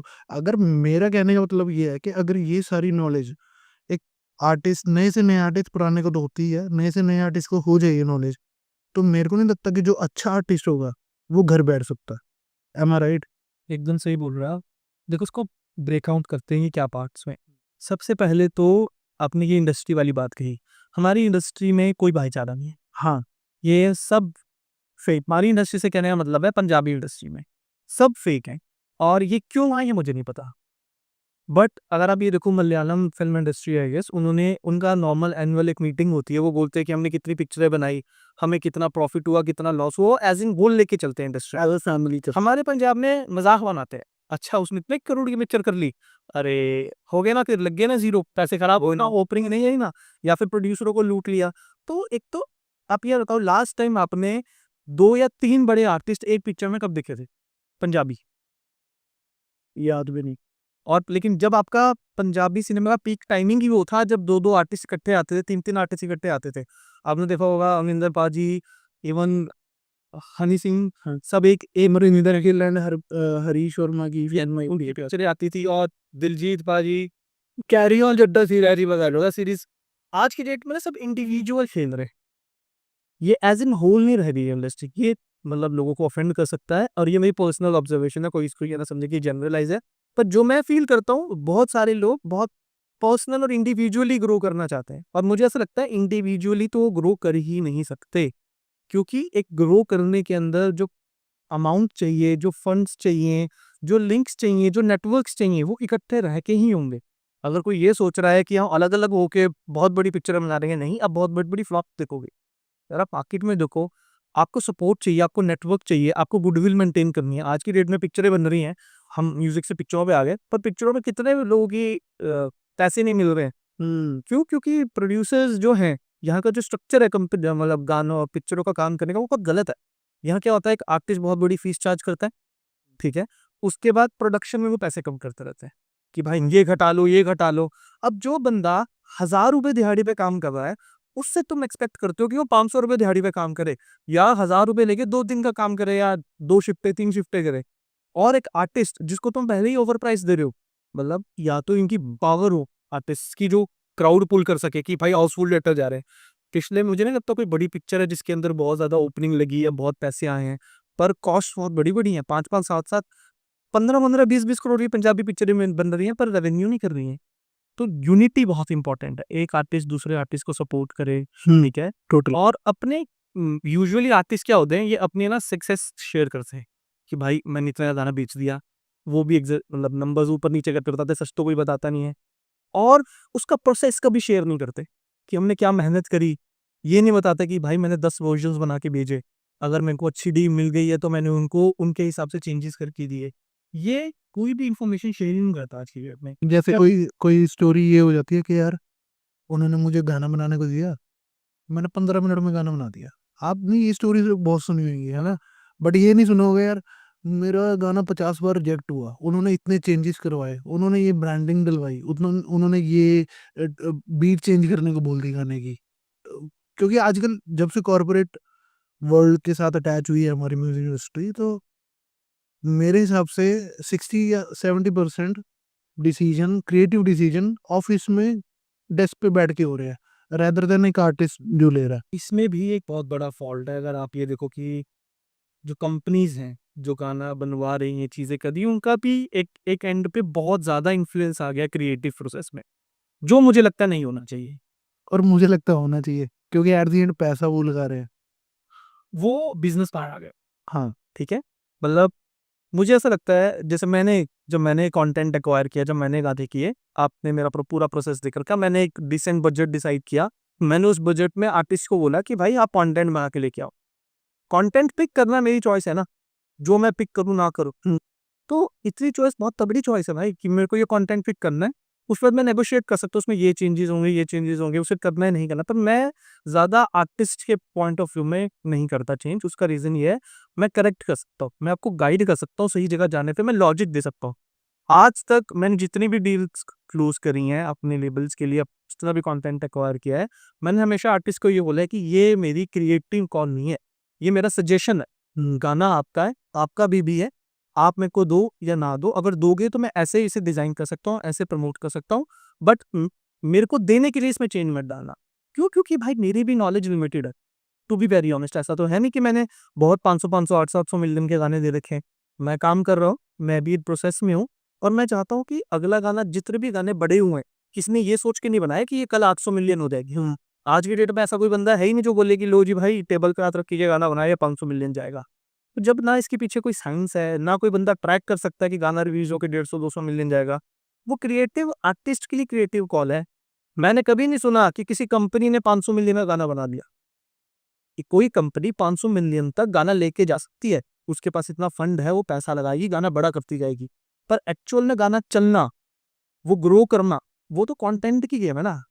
और मैंने सभी आर्टिस्ट को सुना कि कंटेंट की तो आमद होती है। हाँ, ऐसा तो कोई बंदा भी नहीं है कि जी भाई मैं तो एंड ही लिख देता हूँ। वो तो उसका कनेक्शन है गॉड के साथ, उसको टैलेंट है, गिफ्ट है कि वो अच्छी चीजें लिखता है, वो ग्रो करता है। तो एक नए आर्टिस्ट को जो इस इंडस्ट्री में आना चाहता है, जो काम करना चाहता है, सबसे पहले तो उसे ये समझना चाहिए कि सबके साथ मिलजुल के सबसे अच्छी चीजें लो और आगे बढ़ो। कंटेंट बनते रहो, ये गेम नहीं छोड़नी है, इस फील्ड को नहीं छोड़ना, गाने डालते रहो। और आज की डेट में तो बहुत ईज़ी हो गया है यार, बॉम्बे वाले लोग पंजाब तक आ रहे हैं। मतलब आप जितने भी रेबल्स वालों को जानते हो, उनका एक क्वार्टर में 2 से 3 चक्कर तो रहते ही हैं पंजाब के। वो नए टैलेंट्स को मिलते हैं, सबसे स्काउट करते रहते हैं उन्हें। तो आज की डेट में आप बस कंटेंट बाहर डालो। सबसे एक ही रिक्वेस्ट है कि जितना भी गाना कंटेंट आपने बना के रखा है, अब इसमें भी पार्ट आ जाते हैं कि बहुत सारे बैरियर्स हैं कि लिरिसिस्ट्स अलग हैं, म्यूजिक प्रोड्यूसर्स अलग हैं और सिंगर्स अलग हैं। अब इसके अंदर ना भाई हम आपस में खेल रहे हैं। कैसे है कि जैसे मैं सिंगर हूँ, आप म्यूजिक प्रोड्यूसर हो, मेरा भाई है ये लिरिसिस्ट है। अब ना आपके घर में दाने हैं, ना मेरे घर में दाने हैं, ना उनके घर में दाने हैं, पर हमारे रेट 5-5 लाख रुपए हैं कि जी आप अगर मेरे को म्यूजिक बना के दोगे तो 5 लाख में बनाओगे। मैं जी किसी कंपनी को गाना बेचूंगा तो वही 15 लाख में बेचूंगा, और ये अगर किसी के लिए लिरिक्स लिखेंगे तो 5 लाख में लिखेंगे। नंबर्स थोड़े बड़े लग रहे हैं, वो कॉर्पोरेशन आप कम लगा दो, बट कोई ये नहीं देख रहा कि भाई आईपी बनाओ, कंटेंट बनाओ। आप 5 लाख या 50,000 का रेट रख के अगर आपके गाने ही नहीं आ रहे तो रेट किस काम का। मतलब उससे अच्छा तो ये है जो आपकी आईपी वाली बात थी यार, आप आईपी बिल्ड करते रहो यार। वो आपने कहानी सुनी होगी, एक लकड़ी को तोड़ना आसान होता है, 10 लकड़ियों को थोड़ा मुश्किल, 100 को बहुत मुश्किल होता है। Same goes with this IP scene. एक गाने का आईपी आपके पास है, आप कुछ पैसे कमा रहे हो। 10 गानों का आईपी है, आप कुछ रुपए कमा रहे हो। आपके 100 गानों का आईपी है, कुछ हजारों में आ जाओ, हजारों कुमार। सही बात। गाने बनाओ, अपने पास आईपी रखो, शेयर करो। अब एक्चुअल क्या है, लोग क्या कर रहे हैं, ये रॉयल्टी वाला गेम भी आ रहा है। रॉयल्टी वाला गेम बहुत सही है, सबको रॉयल्टीज मिलनी चाहिए, शेयर्स होने चाहिए, पर वो आईपी तो बनाओ। आप क्या बोलते हो, मुझे 50,000 अपफ्रंट दो, साथ में रॉयल्टी शेयर दो। मुझे इसमें सेंस ही नहीं समझ आती भाई। एक चीज बताओ, इतने बड़े प्रोड्यूसर्स तो मार्केट में हैं नहीं, जो बड़े प्लेयर्स हैं वो आईपी कंप्लीटली बाय करते हैं। जो छोटे प्रोड्यूसर्स हैं या छोटी कंपनीज हैं, उनको तो सर्वाइवल का गेम ही बचा। तो आर्टिस्ट इंडिपेंडेंटली गाने कर लेना, सब यहीं पे अवेलेबल है। आप आज की डेट में मोहाली मोहाली में ही 1500 से 2000 से ज्यादा आर्टिस्ट होगा जो वहाँ बैठा है, जिसमें लिरिसिस्ट है, म्यूजिक प्रोड्यूसर्स है। पैसा कैसे कमा रहे हैं, वो करते हैं जी, हम 75,000 रुपये गाने का लेते हैं, 3 महीने में एक गाना करते हैं। एंड उन 1500-2000 आर्टिस्ट में से 1491 में है। वो चलो मैं मोहाली साइड जम ही जाता हूँ, मैंने जितना भी अपना ऑपरेशनल काम किया पंचकुला से किया। अभी रिसेंटली मैं खरड़ शिफ्ट हुआ हूँ कि मैं और आर्टिस्टों से मिलूँ और काम करूँ। बट काम करना इंपॉर्टेंट है, द फैक्ट इज गाने बनाओ ना, आप सब अपने शेयर्स रखो, स्टेइंग कंसिस्टेंट। हाँ, म्यूजिक प्रोड्यूसर अपना शेयर रख ले, सिंगर अपना शेयर रख ले। आज तो सब, आजकल तो सबके लिए रॉयल्टीज बन रही हैं भाई। आप अपने आप ही डिस्ट्रीब्यूट करो, आपस में स्प्लिट करो। आप साल के 12 गाने करो, मैं ये नहीं कह रहा सबके साथ करो, पर एक कोर टीम तो बनाओ। At least 2 music producer, 2 singer, 2 lyricist मिलके ये काम तो करे। और प्लस भाई आजकल का टैलेंट इतना वास्ट हो गया कि लोग लिख रहे, गा रहे, बना रहे खुद ही है। और कंपनीज भी ऐसे ही आर्टिस्ट को स्काउट कर रही हैं कि जो खुद ही करते हो सब। वन मैन आर्मी हो। क्यों? क्योंकि उसके अंदर कॉस्ट कम हो जाती है, कॉस्ट कम हो। और अभी हम जब ये लेबल्स की बात कर रहे थे पहले कि लेबल्स के साथ क्या होता है, क्या पैसा जाता है, भाई लेबल्स का पैसा लग रहा है। मतलब मैं ये मानता हूँ जिसने पैसा लगा दिया वो सबसे प्रायर चीज होगी भाई। इन्वेस्टमेंट इज, उसकी वजह से तो गेम बन रही है। और एक क्लैरिटी नहीं है आर्टिस्ट को। आर्टिस्ट ना रॉयल्टीज के पीछे भाग रहे हैं, डिस्ट्रीब्यूशन रेवेन्यूज के पीछे भाग रहे हैं कि भाई यहीं से गेम बनेगी, यहीं से घर चलाइए। ये तो उनका रिटायरमेंट प्लान है। यार आप मेहनत कर रहे हो, पैरेलली आईपी राइट्स और ये रॉयल्टीज बिल्ड कर रहे हो, जो आपको बाद में जब आप रिटायर हो जाओगे तब काम आएंगे। हाँ, मेन गेम तो आर्टिस्ट की शो बिजनेस ही है। शो, ब्रांड डील्स और जो भी उसकी परसेप्शन डेवलप्ड है मार्केट में, जिसके थ्रू वो अदर पैसे कमा सकता है। पर ये तो गेम खेलते नहीं कोई आर्टिस्ट। और आजकल तो वैसे भी इजी हो गया। पहले क्या होता था कि आपको अपनी ऑडियंस बनानी पड़ती थी, फिर वहाँ उस ऑडियंस को अपना प्रोडक्ट बेचना होता था। अब आज के टाइम में रील्स या टिकटॉक के बाद आपकी रील वायरल जा सकती है, तो वायरल चलेगी, मिलियन लोगों तक पहुंच गई, चाहे आपके फॉलोअर्स हों, तो उन मिलियन लोगों तक आपका प्रोडक्ट पहुंच गया ना। आप गाना गाओ, रील डालो। बट अब जो बंदा इतना भी नहीं कर सकता खुद के लिए, तो I don't think he deserves much appreciation. भाई अब इसमें भी मेरी एक बहुत सब्जेक्टिव सी राय है कि मेरे को ऐसा लगता है ना, आर्टिस्ट और इन्फ्लुएंसर्स दो अलग अलग रहा है। ट्रू, इसे मिक्स ना किया जाए। मैंने देखा ये मिक्स बहुत हो रही है। मतलब मैंने आर्टिस्ट देखे हैं जो मतलब कंटेंट की बजाय रील्स पे ज्यादा फोकस है। रील्स मतलब क्या वायरल चल रहा है वैसा डाल दो, ठीक है, ये वैसा गाना बना लो, ये कर लो। भाई आप फॉलो करने के लिए नहीं हो, artist are not here to follow. वो लीड करने के लिए है कि मैंने ऐसी चीज बनाई है और ऐसे निकाल के लेके आओ। क्रिएटिविटी उसमें है। आज की डेट में भाई हमारी इंडस्ट्री में क्या है, कोई खराब काम नहीं करता। आप अभी स्पॉटिफाई पे जाओ, पंजाबी गाने सर्च करो, आपको बेस्ट पार्ट ये है, कोई खराब गाना नहीं मिलेगा। पर वर्स्ट पार्ट भी ये है कि सारे सिमिलर कंटेंट बना रहे हैं। डिफरेंट कंटेंट कहाँ बन रहा है? शुभ चला तो शुभ जैसे गाने, एपी चला तो एपी जैसे गाना। आज की डेट में आप ये देखो, पार्टी नंबर्स तो आ ही रहे। मतलब मैंने नहीं सुना आज की डेट में जो डीजे पे गाने बज रहे हैं, ये बहुत बड़ा आप बोलो कि ओपन स्पेस है जहाँ पे काम किया जा सकता है। डीजे पे जो गाने बज रहे हैं वो सारे पुराने हैं, कोई नया गाना नहीं बजता। या तो भी मैं कुछ हरियाणवी गाने कोई नया आर्टिस्ट कोई देख रहा होगा जो पॉडकास्ट, उसे होमवर्क दे दो कि भाई पार्टी नंबर्स बनाओ, ठीक है, कमर्शियल गाने बनाओ जो डांसिंग नंबर्स हो। आज की डेट में वही सिमिलर बीट्स थे, सिमिलर गाने सबने एपी, क्योंकि उन्होंने कर दिया भाई, वो उन्होंने अलग किया, तुम सब फॉलो कर रहे हो। भाई हम कुछ अलग बनाओ। दूसरा ये भाई नहीं चाहिए किसी। यस, हाँ, मतलब वही बात है कि आप पहले सचिन तेंदुलकर हो, दूसरा सचिन तेंदुलकर थोड़ी किसी को चाहिए। तो आप पहले आर्टिस्ट बनो ना जिसने ऐसा किया। यही डिफरेंस है बस बड़े आर्टिस्ट और जो चल रहे आर्टिस्ट हैं, कि वो रेलेवेंट रहते हैं, वो देखते हैं आज क्या और आगे का। मतलब अगर मैं आपको एग्जांपल बताऊं, मतलब बड़ा आर्टिस्ट जो है, या जो जिसने वो सक्सेस देख लिया है, जिसको वो नॉलेज आ गई है, वो ट्रेंड बना रहा है, फॉलो नहीं कर रहा। मतलब कुल मिला के बात ये है, नए और पुराने और आने वाले आर्टिस्टों के लिए, कि भाई ये एक रेस है। आप इस पे अगर चढ़ गए हो तो आपको दौड़ते रहना पड़ेगा, क्योंकि हर साल पीछे से नए आर्टिस्ट आ रहे हैं जो आपको क्रॉस करेंगे। ये बादशाह भैया ने बात बोली थी कि भाई अगर आप भागोगे नहीं तो कोई आपको क्रॉस कर ही जाएगा। मेहनत करो, भागो, तभी कोई लोग आपको पकड़ ना पाए। और यही तो गेम है, लाइफ भी है। आप घर से निकलते हो, जॉब करते हो, पैसे कमाते हो और मेहनत करते हो और ग्रोथ दिखते हो। कंपटीशन ही है ना भाई, तो दिस इज फेयर कंपटीशन करो ना, जेलसी मत करो। मेहनत करो, लोगों से मेहनत से, अपनी मेहनत से आउटरन कर दो लोगों को, कि भाई मैं इतनी मेहनत करूंगा जितनी कोई और नहीं कर सकता, क्योंकि यही है ना मेरे हाथ में। हम अप में जा रहे हैं, आपने भी देखा होगा, हम हाईज लोज में इकट्ठे ही रहे हैं। क्या चीज़ है जो हमें अलग बनाती है, कि हमने छोड़ा लो। हमें ये था कि ये नहीं पता हमारा लक साथ देगा या नहीं देगा, हाँ। हम कुछ कर पाएंगे नहीं कर पाएंगे, पर किसी को ये बोलने का मौका नहीं देंगे कि भाई हमने मेहनत नहीं करी। और हमने हिट एंड फ्लॉप दोनों देखे हुए हैं, तो हमें पता है काम इंपॉर्टेंट है, हिट और फ्लॉप कुछ मैटर नहीं कुछ है। मैटर नहीं रहता। और इंक्लूडिंग आपके इस क्वेश्चन में एक बात ये थी कि भाई गाने की क्वालिटी क्या होती है, वो गाना कहाँ से रिलीज करे, कैसे बनाए। भाई आप बनाओ, आप काम करो, रास्ते अपने आप बन जाते हैं। Very true. बस आपको काम शुरू करना है। आपको घर बैठे ये नहीं सोचना कि बस वो पेड़ से पत्ता टूटेगा तो काम करूंगा।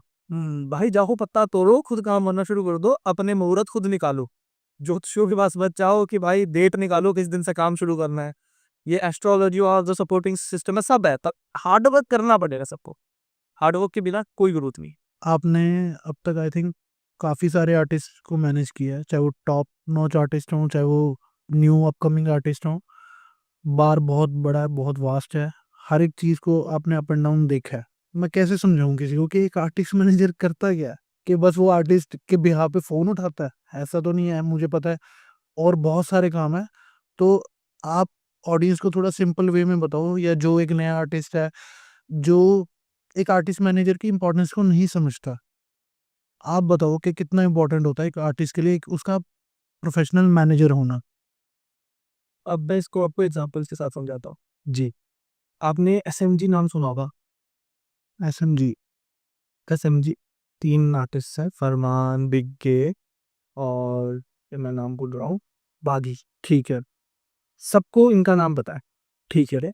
बट इन सबको आगे लाने के लिए जिसने मेहनत की है, बहुत ज़्यादा मेहनत की है, दैट इज़ अमन वशिष्ठ। ठीक है। मैंने जुगनू का काम शुरू किया था नया, अमन मेरे पास आए। अब मैं आपको ये बता रहा हूँ कि आर्टिस्ट मैनेजर कितना इंपॉर्टेंट है। एक real life example. Real life example के साथ वो मेरे पास आए, उन्होंने डिस्कस किया कि हमें कंटेंट करना है और कंटेंट एक्सपेंसिव करते हैं, मतलब वो शुरू से अच्छा डिसेंट रेट चार्ज करते हैं। पर वो आर्टिस्ट मैनेजर की थिंकिंग थी जिसने ये डिसाइड किया कि भाई हमें आज पैसे नहीं चाहिए, आज मेरे को एसएमजी को बड़ा प्लेटफॉर्म दे। उन्होंने मेरे साथ बात क्या डिस्कस करी, उन्होंने बोला कि भाई हमें पैसे कम दे दो। मतलब फिर हाँ, वो अगर 10 रुपये चार्ज कर रहे थे, उन्होंने बोला हमें 2 रुपये दे दो। ठीक है, बहुत बड़ा डिफरेंस रहना चाहिए। आर्टिस्ट मैनेजर ने जाकर और खुद आगे अपना प्राइस कम कोट कर। कन्विंस किया होगा कि हम कम में करेंगे, बट उन्होंने बोला कि जहां आप 5 रुपए की मार्केटिंग कर रहे हो, वहां 50 की कर दो। ठीक है। तो उन्होंने अपना बेस एस्टेब्लिश किया, उन्होंने मार्केट अच्छा कराया और उसके बाद दे वर वेरी पेक्यूलर कि हम ऐसे कपड़े पहनेंगे, ऐसी चीजें करेंगे, ये डिजाइन करेंगे। और ये सारी चीजों को डिसाइड करना और कन्वे करने में और मनवाने में अमन आशीष का बहुत हाथ था। उसके बाद उन्होंने और लेबल्स के साथ भी डील्स करी और वो भी बहुत रिजिड रहे। एक अच्छा आर्टिस्ट मैनेजर ना आपकी ब्रांड वैल्यू बना देता है। वो आपकी सारी चीजें डिसाइड करता है, कब मेहनत करता है और आपकी ग्रोथ में काम करता है। ये होता है अच्छा आर्टिस्ट मैनेजर। इसका दूसरा एग्जांपल है नीरू भाई। ये आपने सब्बा आर्टिस्ट सुना होगा, इनका जुलाई गाना क्लोन गाना है। उनके साथ भी मेरी सेंट जुगों के टाइम पे डीलिंग हुई थी और उन्होंने बहुत मेहनत करी।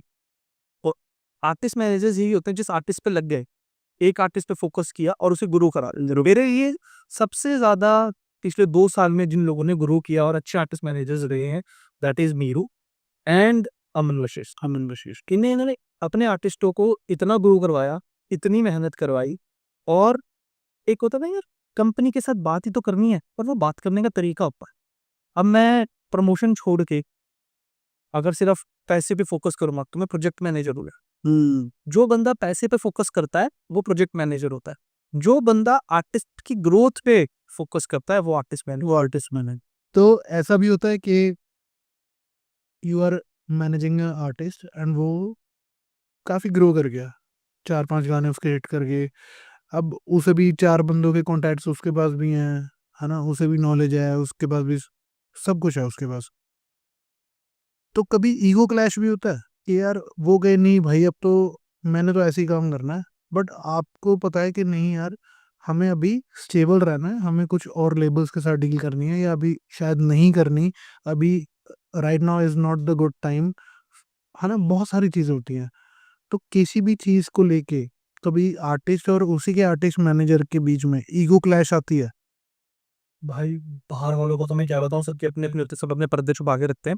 मैं अपना बता सकता हूँ, वर्किंग जब मैंने बहुत सारे डिफरेंट आर्टिस्ट के साथ काम किया तो ओपिनियंस बहुत अलग अलग होते हैं सबके, है ना। हो सकता है कि एक गर्मा गर्मी वाली सिचुएशन चल रही है, या तो किसी शूट पे कुछ मैटर हो गया है, सब गर्मा गर्मी में आ गई, वो क्लैशेस हो रही है, तो उस टाइम पे तो अगर पूरी और 2-3 पार्टीज इन्वॉल्व है तो आर्टिस्ट मैनेजर को सबको कूल डाउन करना चाहिए कि भाई सबको सॉर्ट कराओ, चीजें कराओ, क्योंकि गुस्से में तो कोई डिसीजन लिया नहीं जा सकता।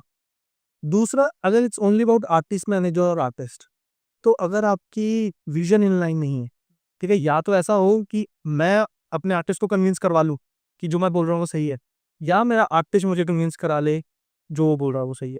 और ये म्यूचुअली होता है भाई। और जिनकी सक्सेस पेयर्स होते हैं ना भाई, वो ये अंडरस्टैंडिंग बना के चलते हैं। मेरे साथ बहुत टाइम हुआ कि मेरे थॉट प्रोसेस नहीं मिले किसी के साथ, तो ऑब्वियसली उस रिलेशन को खराब करने से ज्यादा मैंने सोचा कि इससे अलग हो जाते हैं। क्यों? क्योंकि अगर कोई सोच है जिस पे मैं नहीं अमल कर सकता और सामने वाला मुझे कन्विंस भी नहीं कर पा रहा, एक तो है कि मैं कर ही नहीं सकता, एक सामने वाला कन्विंस ही नहीं कर पा रहा, क्योंकि यूजुअली क्या होता है, हम क्या बात करते हैं कि भाई हमने 5 गाने करने हैं। कि वो ये है कि जिसने समझना ही नहीं तो वो हाँ, समझेगा भी नहीं। समझेगा, क्योंकि उसे कर लेना वो। क्योंकि लोग सिनेरियोज नहीं समझते। आर्टिस्ट अपना घर में रहता है, आर्टिस्ट आर्टिस्ट कम्युनिटी में रहता है। आर्टिस्ट मैनेजर्स होते हैं जो बिजनेस में जा रहे हैं, वो देख रहे हैं कि लेबल्स की क्या स्ट्रेटेजीज है, लेबल क्या कंटेंट उठा रहे हैं, मार्केट में क्या चल रहा है। तो आर्टिस्ट तो साउंड डेवलप कर सकता है ना, पर अगर कोई लेबल उस साउंड पर रिस्क ही नहीं ले रहा, हाँ, तो आप उसे अगर ये बोलोगे यही गाने भेजने हैं, फिर सिनेरियो चेंज करो। आप अपने लेबल बनाओ, अपना चैनल बनाओ, उस पर डालो और ग्रो करो उसको। और भी बहुत सारे मैटर्स हो जाते हैं जब वो ग्रो कर जाएगा तो प्रूफ ऑफ कॉन्सेप्ट तो है ही आपके पास। सब। सीधी सी बात है भाई, कोई रिस्क नहीं लेना चाहता हिट में। सबको सक्सेस शॉट चाहिए कि भाई ये गाना हिट है तो ही हम करेंगे, हमें समझ आ रहा है तो हम करेंगे। तो आर्टिस्ट और जो आर्टिस्ट मैनेजर है, इनकी ट्यूनिंग होना बहुत इंपॉर्टेंट है। और मुझे ऐसा लगता है कि जिनके बहुत फ्रिक्वेंट आर्टिस्ट मैनेजर्स चेंज होते हैं, उन आर्टिस्ट की ग्रोथ भी कहीं हैम्पर होती है, क्योंकि एक जर्नी है। ठीक है, अगर मैं बताऊं, मैंने 10 आर्टिस्ट के साथ शुरू किया था और 10 के 10 नहीं मेरे साथ एंड में रहे। हाँ, 10 में से कोई 2 या 3 रहे। उन 2-3 के ही कंटेंट हम कर पाए रेगुलरली। उनके हमने 15-20 कंटेंट करे, उसमें से कोई एक ही हिट हुआ या कोई एक ही जो अच्छा नाम, स्टेबल इनकम बना पाया। तो अब उसके अंदर हम क्या कंटेंट करते हैं, क्या चीज़ें करते हैं, उस आर्टिस्ट की क्या थॉट प्रोसेस है, वो मुझे 10 साल में से अगर मेरे 6 साल का रिलेशन रहा है तो मुझे पता है ना कि वो इंसान कैसे चलता है, वो क्या सोचता है। तो वो इनिशियल पीरियड देना पड़ता है। अब आप वो इनिशियल पीरियड ही हर आर्टिस्ट मैनेजर के साथ देते रहोगे, वो बन नहीं सकता। तो अगर मैं आपसे पूछूं कि हमारी म्यूजिक इंडस्ट्री का, है ना, एक ब्रूटल ट्रुथ क्या है? ब्रूटल ट्रुथ जो है, लोग डिस्कस नहीं करना चाहते, और बट ये है कि यार उसके बिना चलता भी नहीं है। मुझे ऐसा लगता है लोग पैसा चूज करते हैं ओवर रिलेशंस। ये एक आउट एंड आउट डिस्कस कैसे आपको पता ही है।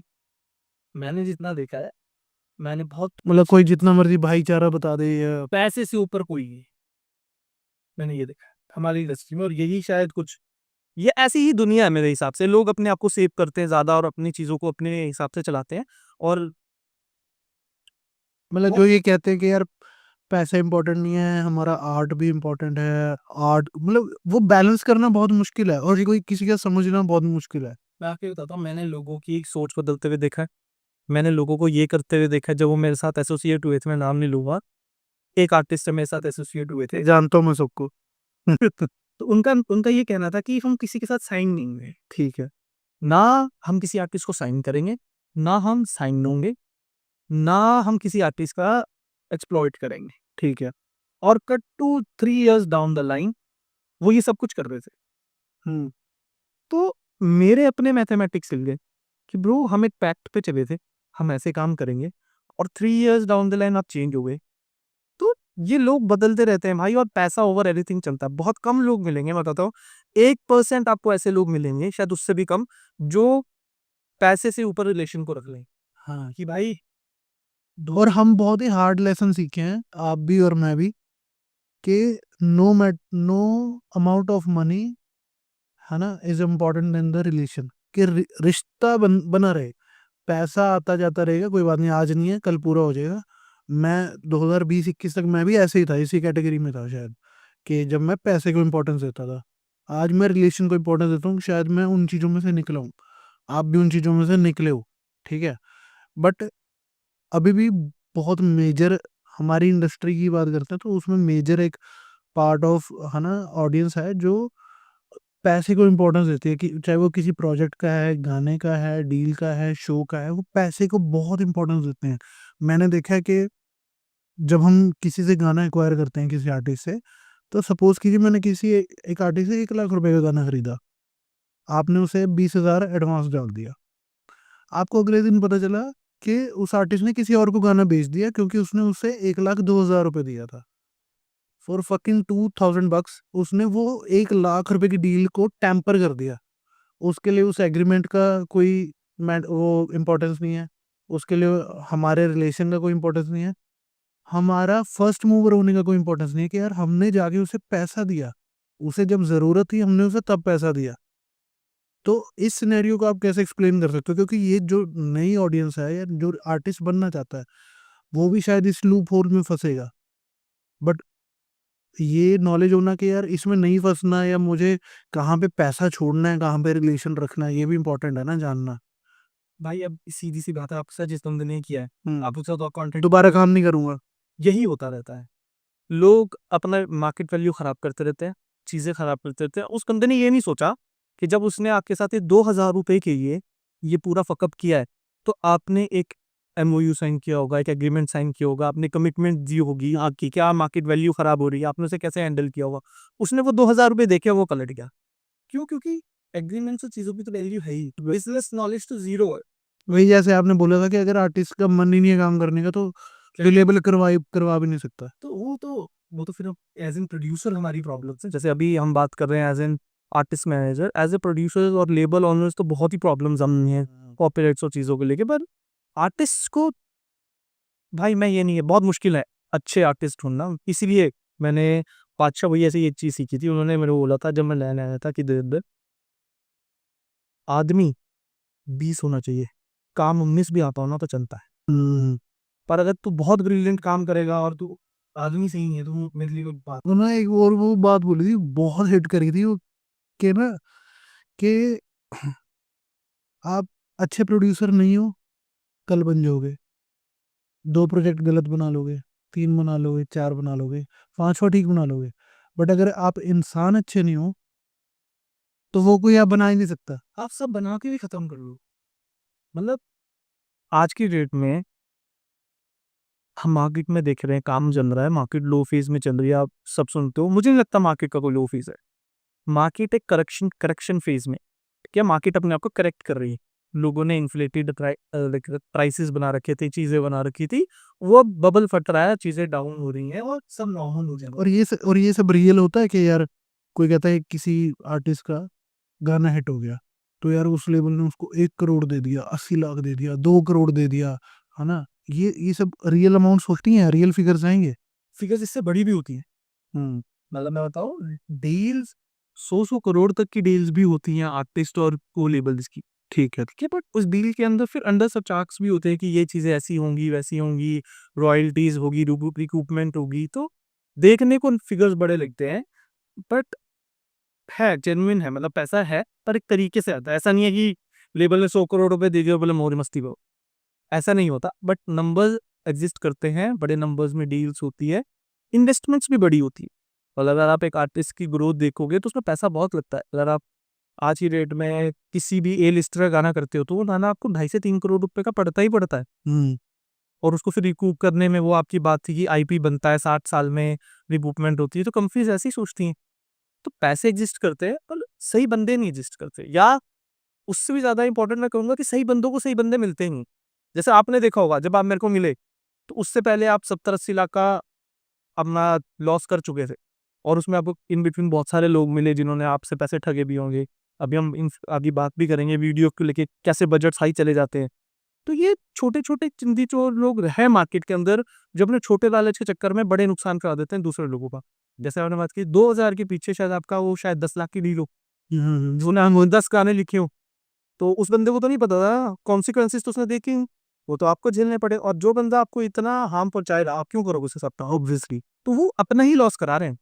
मतलब सीधी सी बात है, मैं आपको अगर ऑनेस्टली बताऊं, कितने आर्टिस्ट्स हैं जो इस मार्केट में खड़े हैं बहुत टाइम से, 5 से 6 आर्टिस्ट होंगे जो आप बोलोगे 10 साल से रूल कर रहे हैं, हाँ। या हार्डली 25 आर्टिस्ट होंगे। पर आया तो 4-5 लाख आर्टिस्ट होगा पिछले 15 साल में। ट्रू। वो क्यों खड़े हैं? क्योंकि वो उनके रिलेशन है सबके साथ। वो अगर कहीं से डाउन होते हैं, दूसरी कंपनी कंधा लगाने आ जाती है। वो एक्चुअली क्या होता है, वो कहते हैं ना गर्म खून होता है, बंदा नया नया जवानी चढ़ती है, तो वो होता ही है कि उसमें ना एक माइंडसेट होता है कि सपोज मैं अभी ग्रोइंग स्टेज में हूँ, मैं 20-21 साल का था जब, शायद मेरी तब सोच और थी, जब 25 साल का था तब सोच और थी, आज मैं 30 ईयर्स का हूँ तो मेरी सोच कुछ और है। तो मैं आज अगर मैं उसको रिवाइंड करूँ, सोचूं, तो उस टाइम मैं यही सोचता था कि नहीं भाई, मैं ही बेस्ट हूँ, मैं ही रूल करूँगा, मैं तो इनको मतलब फेल कर दूंगा, बड़े बड़े लेबल्स को मैं अपना लेबल बनाऊंगा, मैं इनको फेल कर दूंगा। जब आप धक्के खाते हो, स्ट्रगल करते हो, जब आपको रियल नॉलेज आती है, रियल बिजनेस नॉलेज आती है, तो तब आपकी सोच ये चेंज हो जाती है, नहीं ऐसा नहीं है, ऐसा हो ही नहीं सकता। वो एनलाइटमेंट बहुत ज़रूरी है कि आप जब तक ये सोचोगे ना कि भाई मैं इस जंगल में हूँ, इस जंगल में हर एक मगरमच्छ या शेर मेरा दुश्मन है, तो आप सर्वाइव ही नहीं कर पाओगे। वो धक्के मार के निकाल देंगे, आपको खा जाएंगे और आप बर्बाद हो जाओगे। जब आपने ये सोच लिया कि भाई मैं इस जंगल में हूँ, मुझे शेर से भी दोस्ती करनी है, मुझे मगरमच्छ से भी दोस्ती करनी है, और उनसे दोस्ती करके ही उनके टैक्टिक्स, उनके तरीके सीख पाऊंगा, तो मैं सरवाइव कर सकता हूँ। और और हर एक विनर है। अब जो सुनता है, अगर कोई लिसनर है, कोई बादशाह भाई को सुनता है, तो वो सरताज को भी सुनता है, कोई सरताज को सुनता है तो कोई गुरदास मान को भी सुनता है, कोई गुरदास मान को सुनता है तो कोई माइकल जैक्सन को भी सुनता है। लिसनर हर एक के हैं। तो ये सोचना कि सिर्फ मैं ही जीतूंगा, इस लूप में भी बहुत लोग फंसते हैं, जो नए आर्टिस्ट होते हैं ना, कि यार भाई मेरे आने की वेट है, मेरा गाना हिट होने की देर है, अभी मैं चलूंगा तो फिर कोई नहीं चलेगा। ये भी एक बहुत बड़ा एक मिसकंसेप्शन है हर एक के माइंड में। भाई कॉन्फिडेंस होना बहुत अच्छी बात है, कि आप कॉन्फिडेंट हो, यार मैं अच्छा कंटेंट बना रहा हूँ। हाँ। मैं बहुत सारे आर्टिस्ट के साथ काम किया, और मैं ही बना रहा हूँ। हाँ ये मतलब वही बात है ना कि मैं अच्छा बना रहा हूँ, इसका मतलब ये नहीं है कि भाई आप बैठ जाओगे, भागना तो पड़ेगा ही। अगर आप अच्छा भी बना रहे हो, आपको और अच्छा भी बनाना पड़ेगा। इंडिविजुअल ग्रोथ होनी चाहिए। अब मुझे लगता है आपने इस बात कही कि औरों के साथ कॉम्पीट मत करो, ठीक है, आप अपने साथ कॉम्पीट। अच्छा काम करो और करते रहो बस। मतलब इस बात में दुखी होने का कोई मतलब नहीं बनता कि यार जी उसका गाना 20 मिलियन हो गया, मेरा तो 2 लाख ही है। पर तू ये देख, तू अपना अगला 4 लाख कैसे लेके जाएगा। जिसका 20 मिलियन है वो उसका 20 मिलियन है, वो उसका वो है। आप उससे सीख सकते हो कि भाई सारा 20 मिलियन कैसे लिया, हाँ तूने क्या टेक्निक्स यूज करी। अगर आपका रिलेशन अच्छा होगा वो तभी गाइड करेगा ना। आप उसके साथ वो टसल रखोगे तो वो क्या, कुछ भी नहीं। मैंने भाई बहुत देखा, लोग अपनी फैन पेजेस बना रहे हैं, चीजें कर रहे हैं, कमेंट्स कर रहे हैं, वॉर्स कर रहे हैं, ये बहुत चलता है। मुझे सुना होता है वो रियल नहीं होते। भाई, सबके अपनी पीआर एजेंसीज होती हैं भाई। सब अपना पैसा लगाते हैं, चीज़ करते हैं, वर्ड ऑफ माउथ ऐसे ही बनता है। अच्छा, जैसे कोई सपोज करो किसी आर्टिस्ट का गाना है फॉर एग्जांपल कि अर्जुन ढिल्लों का कोई गाना है, तो नीचे वो जो Arjun Dhillon fan page, Arjun Dhillon lover, ये सब क्या है ये? इससे भी वो होता ना, आटे और नमक वाला गेम है। हाँ, अब जो लोग आटे में नमक मिला रहे हैं, वो तो नरेटिव चला रहे हैं, और जो फिर नमक में आटा मिला रहे हैं, वो सबको पता ही चलता है, वो फिर फेक फॉलोइंग आ जाती है, चीज़ें स्लो हो जाती हैं, सब चलता है हमारी 10 में। मतलब देखो, as an team PR network सारे नरेटिव्स भी चलाए जाते हैं, हर एक गेम का एक नरेटिव बनाया जाता है। मुझे अपने ये एक मार्केटिंग टेक्निक है भाई, बड़े बड़े लेबल सब स्ट्रेटेजाइज करते हैं कि हमें ये बात कैसे उठानी है, हम अपने गानों को कैसे प्रमोट करेंगे, अपने प्रोडक्ट को कैसे प्रमोट करेंगे, तो उसके लिए डिफरेंट स्ट्रेटेजीज होती हैं, फैन पेजेस भी यूज होते हैं, और मुझे ऐसा लगता है कि फैन पेजेस को पैसे मिलने चाहिए। हाँ, एक चीज बताओ, मैं तेरा फैन हूँ भाई, मैं तेरे साथ 10 साल तक लॉयल रहा, हाँ, तो मेरा क्या फायदा, मेरे को क्या मिल रहा है तेरी फोटो पे जाके कमेंट करने के लिए? एक कॉन्सर्ट की फ्री टिकट। वो भी नहीं मिलती। मतलब मैंने जितना अपने स्पेस में देखा है, बादशाह भाई अपने फैंस को बहुत अच्छे तरीके से ट्रीट करते हैं। हाँ हाँ, उनका फैन जो ग्रुप है उसके अंदर किसी भी सिटी में शो होता है, उनका कुछ फैन मिलना चाहता है, तो वो डायरेक्टली टीम उनकी मैनेजमेंट अपने आर्टिस्ट से यूजुअली और भी करते होंगे, पर मैंने बादशाह भाई का देखा है, तो मुझे सिस्टम अच्छा लगता है। तो और यार लिखा, आप फॉलो कर रहे हो, आप जानते हो उस बंदे को, तो मिल तो रहे हो ना। हाँ, यूजुअली मैंने दूसरे देखे वो इग्नोर ही कर देते हैं, और बहुत यंग बच्चे। वो उसको फॉर ग्रांटेड लेते हैं। यस, मतलब अपने फैंस को कभी फॉर ग्रांटेड नहीं लेना चाहिए। मतलब सबसे बड़ा एग्जाम्पल है कि अगर हनी सिंह के आज गाने चल रहे हैं, उनके गाने हिट हो रहे हैं, तो उनका फैंस का बहुत बड़ा रोल है। हाँ, कट्टर फैन है। मतलब आप आज की डेट में देखोगे, उनसे ज्यादा बेटर फैन किसी के नहीं है। बट मेरे को ऐसा लगता है कि फैन होना और रियलिटी समझना बहुत अच्छी बात है। हाँ, मतलब अगर आप बोल रहे हो यार कि बंदा खराब गाना बना रहा है, अब उसको बोलोगे तू बहुत बढ़िया गाना है, तो फिर बात नहीं हो रही है। जो गाने अच्छे होते हैं वो पता लग ही जाता है, चलते ही हैं, चलते हैं। मतलब जो चल रहा है वो आपको ये नहीं देखना पड़ेगा कि भाई अच्छा ये हिट हुआ या नहीं, ये पूछना नहीं पड़ेगा, वो सुनता मिल जाएगा वो गाना। और अभी जो रिसेंट एल्बम आई है आपको सुनते मिल रही है। हाँ, और अगर आप कंटेंट की बात कर रहे हो, चेंज लाने की बात कर रहे हो, तो उसमें फिर बादशाह का कंटेंट देखो, अभी जो अंडरग्राउंड कर रहे हैं, जो हमारा अंडरग्राउंड वाला टॉपिक भी था, अंडरग्राउंड में इतना अच्छा राइटिंग मुझे लगता है किसी की। हाँ, आई एम रॉ, रॉ, मतलब मैं रिलेट कर पाता हूँ, शायद मैं उस ग्रुप से हाँ एसोसिएटेड रहा हूँ, वो भी हो सकता है, वो भी हो सकता है, बट मैं बहुत रिलेट करता हूँ उनके म्यूजिक, उनके लाइफस्टाइल, उनके गानों को। वो शायद आप किसी को फॉलो करते हो तो आप में वैसे चेंजेस आ जाते तो इसमें भी कोई डिफरेंस होता है कि जैसे जैसे हम किसी को इंडिपेंडेंट आर्टिस्ट बोलते हैं या प्लेबैक आर्टिस्ट बोलते हैं, या कोई वो आर्टिस्ट होते हैं जो शायद सिर्फ फिल्मों के लिए रिकॉर्ड करते हैं, या सपोज कीजिए कोई राइटर है, वो ये कैसे सोचे कि यार मैं लिखूं गाने, बड़े लोगों के लिए लिखूं। वो क्योंकि एक सिनेरियो ये भी है ना कि वो ये सोचता होगा कि यार वो मेरे से गाना थोड़ी ना लेगा, इतना बड़ा आर्टिस्ट है, मैं तो नो बडी हूँ अभी, है ना। तो ऐसे आर्टिस्ट भी हैं, ऐसे म्यूजिक प्रोड्यूसर भी हैं, ऐसे राइटर्स भी हैं, वो टीम भी बना लेंगे, काम भी कर लेंगे। बट वो एक जो बड़ा चांस है, जो शायद एक अच्छा आर्टिस्ट मैनेजर उनको प्रोवाइड कर सकता है, वो बड़ी अपॉर्चुनिटीज कितना डिफरेंस डालती हैं उसकी लाइफ में, एक आर्टिस्ट की लाइफ में। हैं भाई। अगर क्योंकि मेरे को सॉरी टू इंटरप्ट यू, मेरे को ऐसे रियल लाइफ एग्जांपल्स बहुत सारे वो बताया कि ना, कोई आर्टिस्ट है, वो जितना मर्जी ग्रो कर जाए, वही आपकी वाली बात है, वो सोशल मीडिया तक है, उसकी वहीं पे फॉलोइंग है, वहीं पे उसके लिसनर है, वहां पे वो जैसे ही शो करता है, शो में 10 बंदे हैं, लाइक्स उसके 1 मिलियन है। ये डिफरेंस समझना कहाँ तक जरूरी है एक आर्टिस्ट के लिए? इसके अंदर भाई वही पीआर एजेंसी, मार्केटिंग, और एक आर्टिस्ट मैनेजर का अपने आर्टिस्ट को रियलिटी चेक में रखना बहुत इंपॉर्टेंट है। प्लस जो ये शो बिजनेस है, ये एक कंप्लीट ही डिफरेंट लीग है। अगर मैं आपको बताऊं, जिनके शोज लगते हैं ना, आपको शोज का भी बहुत एक्सपीरियंस है, तो वो कैसा है? भाई देखो शोज का मैं ये नहीं कहूंगा मेरे को बहुत एक्सपीरियंस है, बट जितना मैंने देखा है, जिनके शोज लग रहे हैं भाई, उन्हें कोई फर्क नहीं पड़ता उनके गाने चल रहे हैं नहीं चल रहे हैं। हाँ, ठीक है।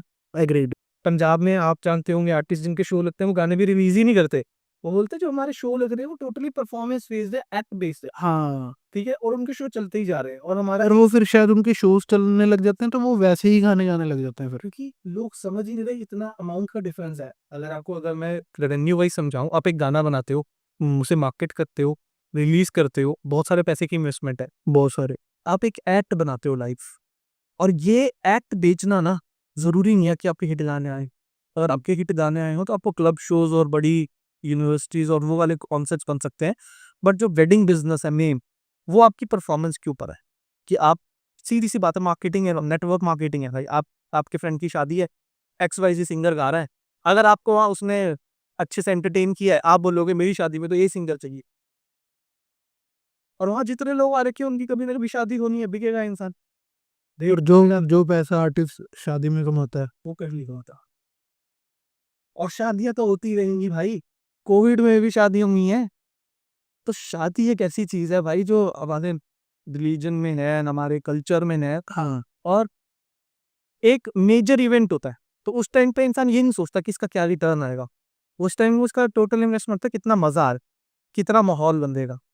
तो आर्टिस्ट के लिए मेजर रेवेन्यू साइकिल, अब मैं कर दूं आपके, अगर 1400 आर्टिस्ट होंगे आपके जो आप बोल रहे हो 91 में रहते हैं, उनमें से कितनों ने प्लान कर रखा होगा कि भाई मैं लाइव शो में सेट बनाऊंगा, किसी मेरा ये सेट होना चाहिए, मेरा ये प्रमोटर से मैं बात करूंगा, ये सब इसी उसमें लगे हुए हैं कि भाई गाना रिलीज करो, रॉयल्टी रखो, प्रमोशन लगाओ। वो भी दूर की बात है, गाना रिलीज करो, यूट्यूब पे व्यूज डालो। हाँ, तो मतलब एक प्रोसेस चाहिए, आपको एक टीम डेवलप करनी पड़ेगी।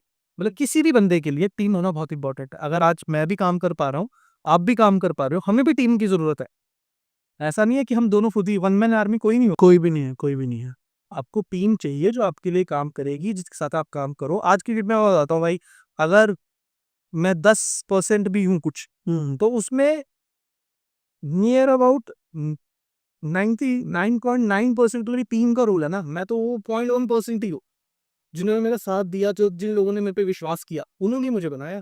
हम तो सिर्फ पजल्स को यस, एक साथ लेके आ रहे हैं। हम सिर्फ एक सिनेरियो बना सकते हैं यार।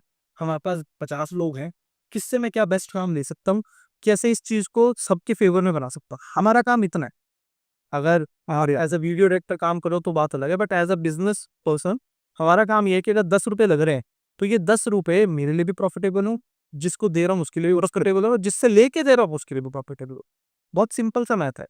अब इसके अंदर कोई भी बंदा चीट कर जाएगा जो ये सोचेगा सिर्फ मेरा प्रॉफिट हो, वहां गेम खराब हो जाती है, और सारे लोग ऐसे ही करते हैं।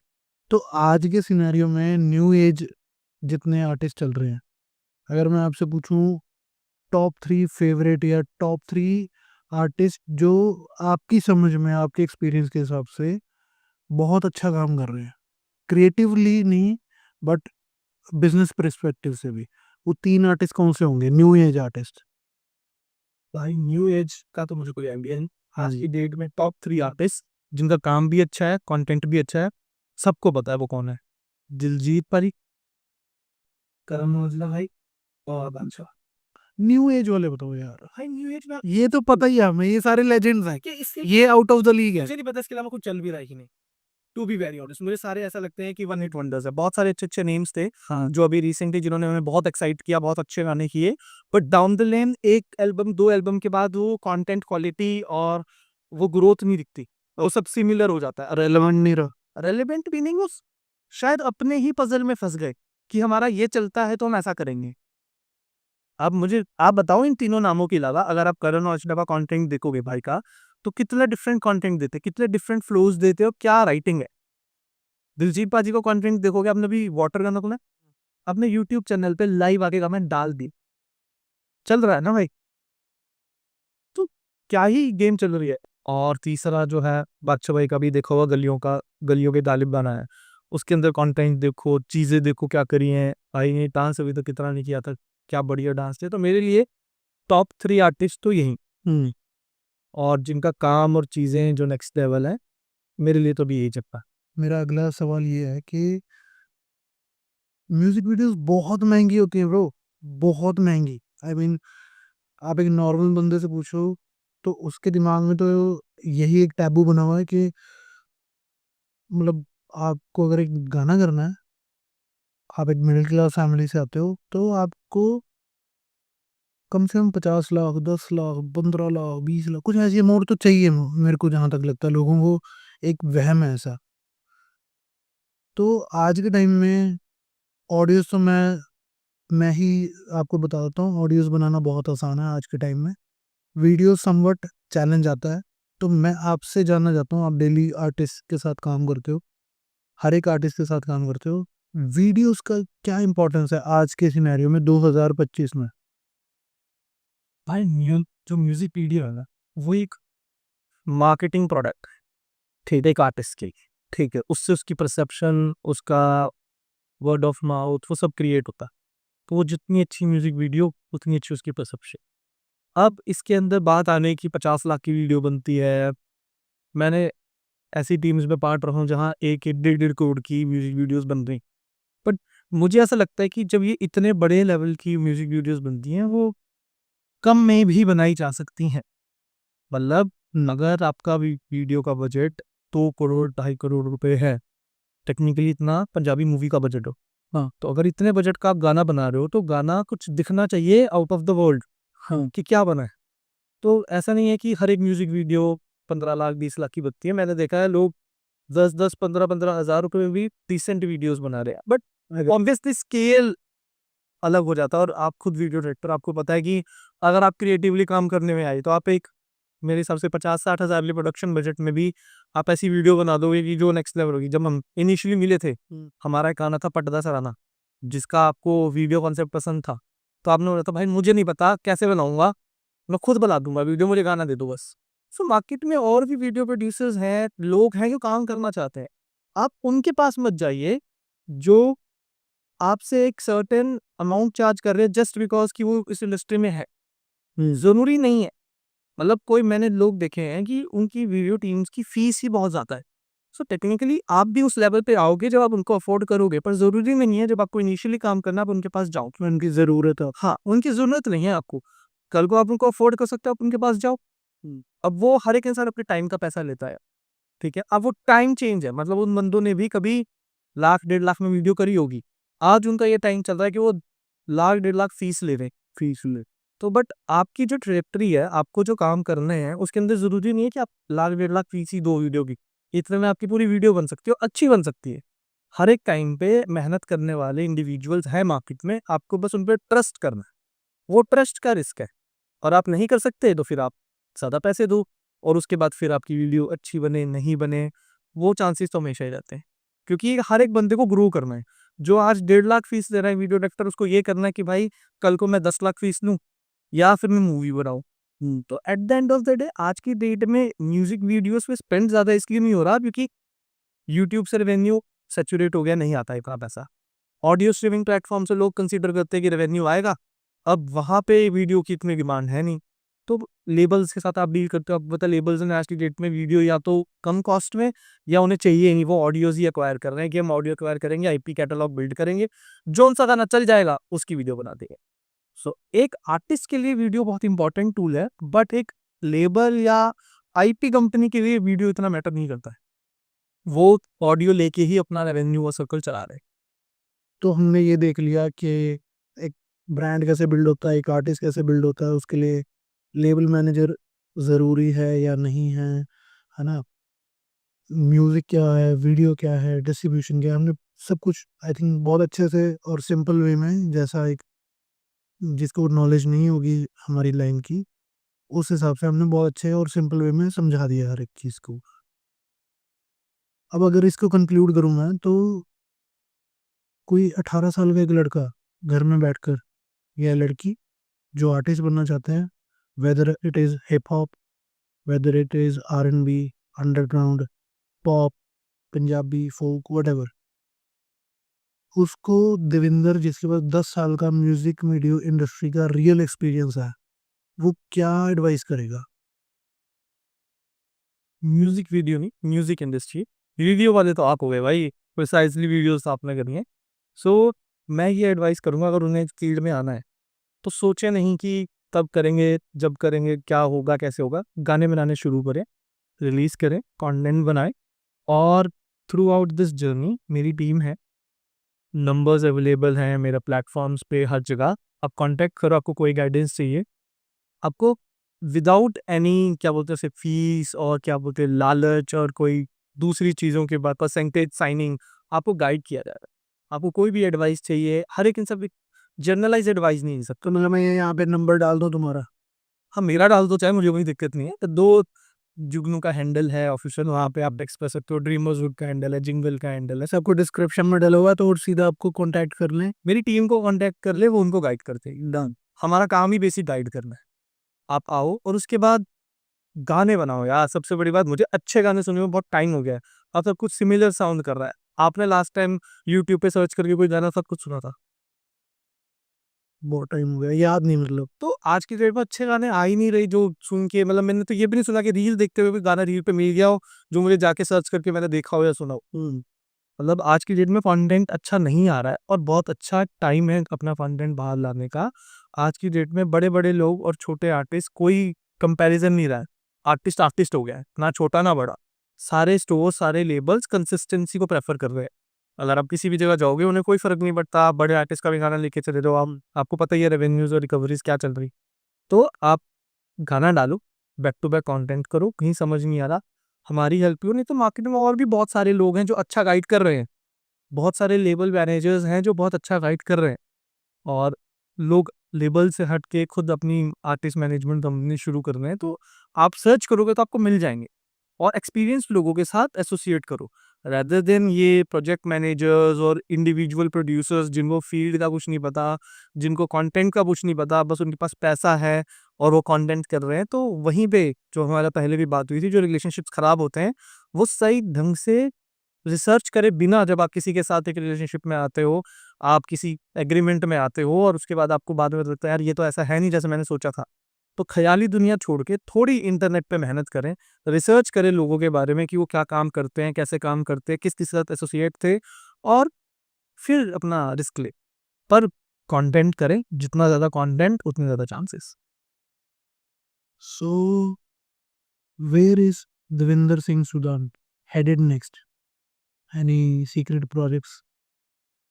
ऐसा तो नहीं कहने की सीक्रेट प्रोजेक्ट, जो मेरे को जानते हैं और जिनके साथ भी मैं एसोसिएटेड हूँ, इंक्लूडिंग आपके साथ भी मैंने बात करी होगी पहले, कि जो मेरा विजन है जुगनू को थोड़ा बड़ा बनाने और एक आर्टिस्ट प्लेटफॉर्म बनाने का, मतलब जिसमें इनिशियल थॉट यही है कि सारे आर्टिस्ट आए, आईपी क्रिएट हो, और एक security, as a security partner Jugnu उनको हेल्प आउट करे कंटेंट बनाने में भी और उनके रिलेशंस मेंटेन करने में भी। जो सबसे बड़ा ड्रॉबैक अभी चल रहा है कि ट्रस्ट इश्यूज हैं, वो सब है।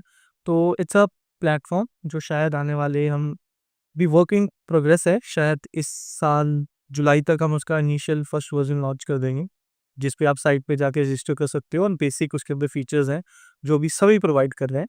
बट लेटर ऑन, जैसे जैसे काम आगे चल रहा है, हम 2027 तक उसको आउट एंड आउट, जो हमारी पूरी प्रोजेक्शन है उस पर वर्किंग करते हैं, जिसके अंदर आप अपना कंटेंट जो भी है एक प्लेटफॉर्म से अपने घर बैठे बना सकते हो। आप वहाँ जाओ, आपको वहीं पे म्यूजिक प्रोड्यूसर्स, लिरिसिस्ट, और साथ में कंटेंट आईपीज, बैंकिंग सॉल्यूशंस, और आर्टिस्ट के लिए बैंकिंग सॉल्यूशन स्पेसिफिकली जो अब मार्केट में कोई नहीं कर रहा है, ऐसी सर्विसेज सारी उस प्लेटफॉर्म पे मिली। तो मेरा मेजर गोल तो वही है। इन बिटवीन अब वहाँ तक पहुँचने के लिए आर्टिस्ट मैनेजमेंट हम पैरेलली कर रहे हैं, plus we are heading for the movie. अभी हम अनाउंस नहीं कर रहे हैं, बट आपको हिंट दे रहा हूँ कि we are doing a movie, जो शायद जब तक ये पॉडकास्ट आएगा मे बी अनाउंस हो गई हो, या होने वाली। नहीं हुई, जल्दी आ जाएगा। नहीं, मैं डाउट कर रहा हूँ क्योंकि हमारा पहला पॉडकास्ट है, क्या पता, बट आई एम ग्लैड कि अगली बार जब मैं आपके पास आऊँ तो हो चुकी हो। Best of luck for that. Hmm, and अभी अब इसको कंक्लूड करते हैं अगर, तो हमने सब कुछ ट्राई किया हुआ है, आपको पता है हमारी म्यूजिक इंडस्ट्री में हर एक लेबल के पास अपनी कहानी है, हर एक आर्टिस्ट के पास अपनी कहानी है, आपके पास अपनी कहानी है, मेरे पास अपनी कहानी है। और उस कहानी में वो पूरा एक रोलर कोस्टर चलता है। हम अपने घर वालों को नहीं समझा पाते कि हम क्या कर रहे हैं, हम अपने आस पड़ोस को नहीं समझा पाते हम क्या कर रहे हैं। और कभी कभी तो, कभी ऐसी कोई होता है कि यार बिजनेस की कोई डील नहीं बनी, जिसके पीछे हम काफ़ी महीनों से काम कर रहे थे, तो शायद उस दिन हमें भी लग रहा होता है हम क्या कर रहे हैं, कि क्या पता कोई एक सिक्योर जॉब कर रहे होते या कुछ कर रहे होते। बट होता क्या है, ये ना वो एक ड्रग बन चुका है। आप मानते हो कि यार ये ना ड्रग है? क्या मैं गाने ही बना सकता हूँ भाई, मैं सिर्फ गाने प्रोड्यूस कर सकता हूँ, मुझे दूसरा काम आता ही नहीं है ना? इस लेवल पर पहुंचने के लिए हमने वो जो चीजें देखी हैं, अप्स एंड डाउन्स देखे हैं, उसमें कई लोग हम्म, मतलब एक स्टेप बैक ले लेते हैं कि नहीं यार ये तो नहीं है। मतलब इसमें से, क्योंकि मेरे को याद है जब हमने कंपनी स्टार्ट की थी, पैरी को जानते हो आप, तो पैरी और मैं शायद हम माइनस में थे, आप भी उस माइनस को टच करके आए हो। माइनस से जीरो आना ही हमारे लिए बहुत बड़ी सक्सेस थी। माइनस में हर कोई जाता है। हमें वो गाइडेंस मिल गई सही टाइम पे, आपसे मिली या बादशाह भाई से मिली या और जितने जो लेबल्स थे उन सब की जो गाइडेंस थी या उनके जो एक्सपीरियंस थे, उन्होंने हमें एक वो क्या कहते हैं कि लाइटनिंग दे दी कि यार नहीं, इस सिचुएशन से निकल सकते हैं जो हमारे लिए इम्पॉसिबल लग रही है। तो आप ये मानते हो कि जैसे लोग कहते हैं कि पंजाब में हर गली में एक सिंगर बैठा है, हर गली में एक सिंगर बैठा है, हर एक गली में राइटर बैठा है, हर एक गली में एक म्यूजिक प्रोड्यूसर बैठा है, तो वो 1 साल 2 साल तो हर कोई काम कर ही लेता है, बट वो एक बड़ा नाम, वो एक कहते हैं ना उसको बुलजाई हिट करना, वो क्या है इंडस्ट्री में? रेगुलरली एक अच्छी अर्निंग करना, एक हिट गाना या हिट पे हिट देते रहना, क्योंकि वो आपके हाथ में तो है नहीं। तो ऐसे लोगों को आपका क्या मैसेज होगा कि हम तो काम कर ही रहे हैं, तो उन लोगों के लिए क्या मैसेज है आपका कि वो कैसे सरवाइव करें? मतलब हमसे एक ही क्वेश्चन में दो चीज़ें पूछ ली, एक कैसा होगा और दूसरा मेरा क्या मैसेज है। भाई जो पहला तो जो होगा, मतलब क्या मैटर करता है एक आर्टिस्ट के लिए कि वो बुलजाई हिट कर चुका, उसके लिए क्या कंफर्टेबल जोन हो गया। सो उसका कंफर्टेबल जोन यही है कि जो आर्टिस्ट सोच रहा है वो कर पाक, उसको फाइनेंशियल बैरियर्स नहीं है, उसकी पर्सनल लाइफ सॉर्टेड है, उसकी पर्टिकुलर टीम है, वो अलग बिजनेस वेंचर्स में इन्वेस्ट कर रहा है, अपने आप को और कैपेबल बना रहा है। ठीक है, तो और ये, और सॉरी टू इंटरप्ट यू, जो आर्टिस्ट अकेला काम कर रहा है, क्या वो सही है या गलत है? मुझे ऐसा लगता है कि अकेले काम करा जा सकता है, पर अकेले जो आपको स्पीड पकड़नी है वो नहीं पकड़ी जा सकती। ट्रू। क्योंकि आप, यार हर एक इंसान का एक मेंटल सेटअप होता है, जोन होता है और एक पर्सपेक्टिव होता है। जरूरी नहीं है कि वो हमेशा सही ही हो। आपको टीम चाहिए होती है आपको करेक्ट करने के लिए, संभालने के लिए, प्लस आपके पर्सपेक्टिव को सपोर्ट करने के लिए भी। मतलब आज तक मैं अभी बीच में बोलता आया हूँ कि मैंने जो भी किया मैं अकेले कर ही नहीं सकता। मेरे पास मेरे बड़ों का बहुत सपोर्ट था, उचाना भाई हो गए, बादशाह भाई हो गए, मेरे पेरेंट्स हो गए, और साथ में मेरे कलीग्स का बहुत सपोर्ट था, गुंजन, मोहक, और भी जो लोग मेरे को सपोर्ट करते आए हैं। इधर नज़ारे का में काम किया है, विक्रम सर का, गैविश आप हो गए, पैरी भाई का बहुत सपोर्ट है, और भी जिनके मैं नाम नहीं ले पाया, जो मेरे भी जान में नहीं आ रहे। आर्टिस्ट का, आर्टिस्ट मैनेजर्स का, सबका सपोर्ट है। तो वो टीम ही होगी ना भाई। अब मैं बोलूँ कि मैंने अकेले ने बना दिया, मैंने तो अकेले ने कुछ किया ही नहीं। इट्स हमेशा टीम होती है। गाना भी आप शूट करने जाते हो, आप तो डायरेक्टर हो भाई, पीछे कितना क्रू लगता है। तो एग्जैक्टली। टीम बहुत इंपॉर्टेंट है। अगर कोई बोलता है कि वो अकेले ग्रो कर सकता है, तो हाँ, हम गाना बना देते हैं, जैसे कोई गाना बनाया, उसको गाना किसी ने स्क्रीन पर देख लिया, 2 मिनट का गाना है, तो हर एक ने 2 मिनट देख के गाना हर एक ने बोल दिया यार अच्छा है बुरा है, बट वो 2 मिनट का गाना बनाने के लिए पिछले शायद 2 महीने की कितनी मेहनत लगी है वो नहीं पता किसी को। मेहनत और प्लस फाइनेंसिस बहुत हाँ, आते हैं भाई। बहुत ज्यादा। मतलब ये पानी की तरह। मनी ड्रिवन बिजनेस है, इसके अंदर पैसा आता भी बहुत है और लगता भी बहुत है भाई। तो कमजोर बूदे के लोग तो आएंगे ना। और आता बहुत कम स्पीड से, जाता बहुत जल्दी से। इनिशियल इन्वेस्टमेंट तो तो जहाँ पे आपने ये बैलेंस ढूंढ लिया ना, जहाँ पे आपने ये बैलेंस ढूंढ लिया, आप वहाँ काम करना सीख गए। तुमने एक बात बोली थी कि ना, प्रोड्यूसर वो नहीं है जो पैसे लगा के एक गाना बना रहा है, प्रोड्यूसर वो है जो पैसा लगाए बिना गाना बना रहा है। बोलो वो, उसने मेरा थॉट प्रोसेस यार, काम करने का प्रोसेस काफी चेंज किया था उस बात ने। तो होती हैं कई मोमेंट्स आपकी लाइफ में जिनको ना आप हमेशा चेरिश करते हो। तो मेरी लाइफ में वो 2020 और 21 का वो ऐसा टाइम है जो है, उसने जो मेरे को सिखाया है, वो ना उससे पहले सीखा हूँ मैं, ना उससे बाद सीखा हूँ। मेरी नज़र में तो भाई आपका रोज कुछ ना कुछ सीख रहे होते हैं। अब वो तो है ही, हार्ड है। आज आपने ये पॉडकास्ट शुरू किया है, हाँ, आज भी आज हमारा पहला है। जब हम दोबारा बैठेंगे कभी, तो आज मुझे ये पहला करना अच्छा इसलिए लग रहा है, कुछ स्क्रिप्टेड नहीं है ना, हमारी भी कॉन्वर्सेशन हुई है। आपने मेरे को मैसेज भेजा, मैं आ गया, हम वैसे ही दोस्तों की तरह ओवर पिज्ज़ा बात करते थे, जो ओवर टेबल बात कर रहे हैं। तो सही बात। अच्छा है, सीखते रहना चाहिए, हर एक इंसान ग्रो करता है। डरना नहीं, मुझे ऐसा लगता है इस बिजनेस के अंदर जो डर गया वही कर गया, हाँ वो कर गया। तो डरना नहीं है, लॉसेस आते हैं, प्रॉफिट्स भी आएंगे, अच्छी टीम्स मिलती है। और ये मत समझो कोई आर्टिस्ट चला गया या किसी कंपनी के साथ बुरा हो गया तो आपका करियर खत्म है, नहीं। शायद आपका साथ उनके साथ उतना ही था, अब आपको कोई और अच्छी टीम मिलेगी, आप और अच्छी टीम डेवलप करो। कोशिश करो एक ही टीम चले लंबे समय तक, पर स्ट्रेस वाली बात लो। ठीक है, तो अगर आप आर्टिस्ट हो या अगर आपके आसपास कोई आर्टिस्ट है, तो please get in touch with Devendra भाई। वो ही हैं मेरे हिसाब से जिनके लिए आई कैन वाउच फॉर, कि जो आपको सही गाइड करेंगे, सही नॉलेज देंगे। अगर आपको आर्टिस्ट बनना है, म्यूजिक प्रोड्यूसर बनना है, आप कुछ भी हो, तो कंपनी का नाम जुगनू है ना? तो जुगनू है जो ब्रांड है उसके साथ मैं खुद काम कर चुका हूँ, और मेरी लाइफ तो चेंज हुई थी। मेरे को पूरा है ना भरोसा है कि जो भी आपके पास आता है ना गाइडेंस के लिए, आप टू दी पॉइंट बात करते हो। मेरे को वो ऑनेस्टी बहुत ढूंढनी ना मुश्किल है हमारी लाइन में। 99% बंदे यहाँ पर फेक है, ये भी रियलिटी है। बट ये भी रियलिटी है वो जो 1% जो ऑनेस्ट है, उन्हीं की वजह से इंडस्ट्री भी चल रही है। तभी जो लोग जो वर्कआउट कर जाते हैं उनका काम भी उन्हीं की वजह से मिल रहा है। तो आई एम रियली हैप्पी कि मैं आपको जानता हूँ, आपके टच में हूँ, और हम दोनों एक दूसरे के साथ काम करते हैं, हमारा इतना भाईचारा है। और मैं यही विश करूँगा कि आपका इस साल का जो भी वेंचर है, जो भी प्रोजेक्ट्स है, वो सुपर डुपर हिट। बस।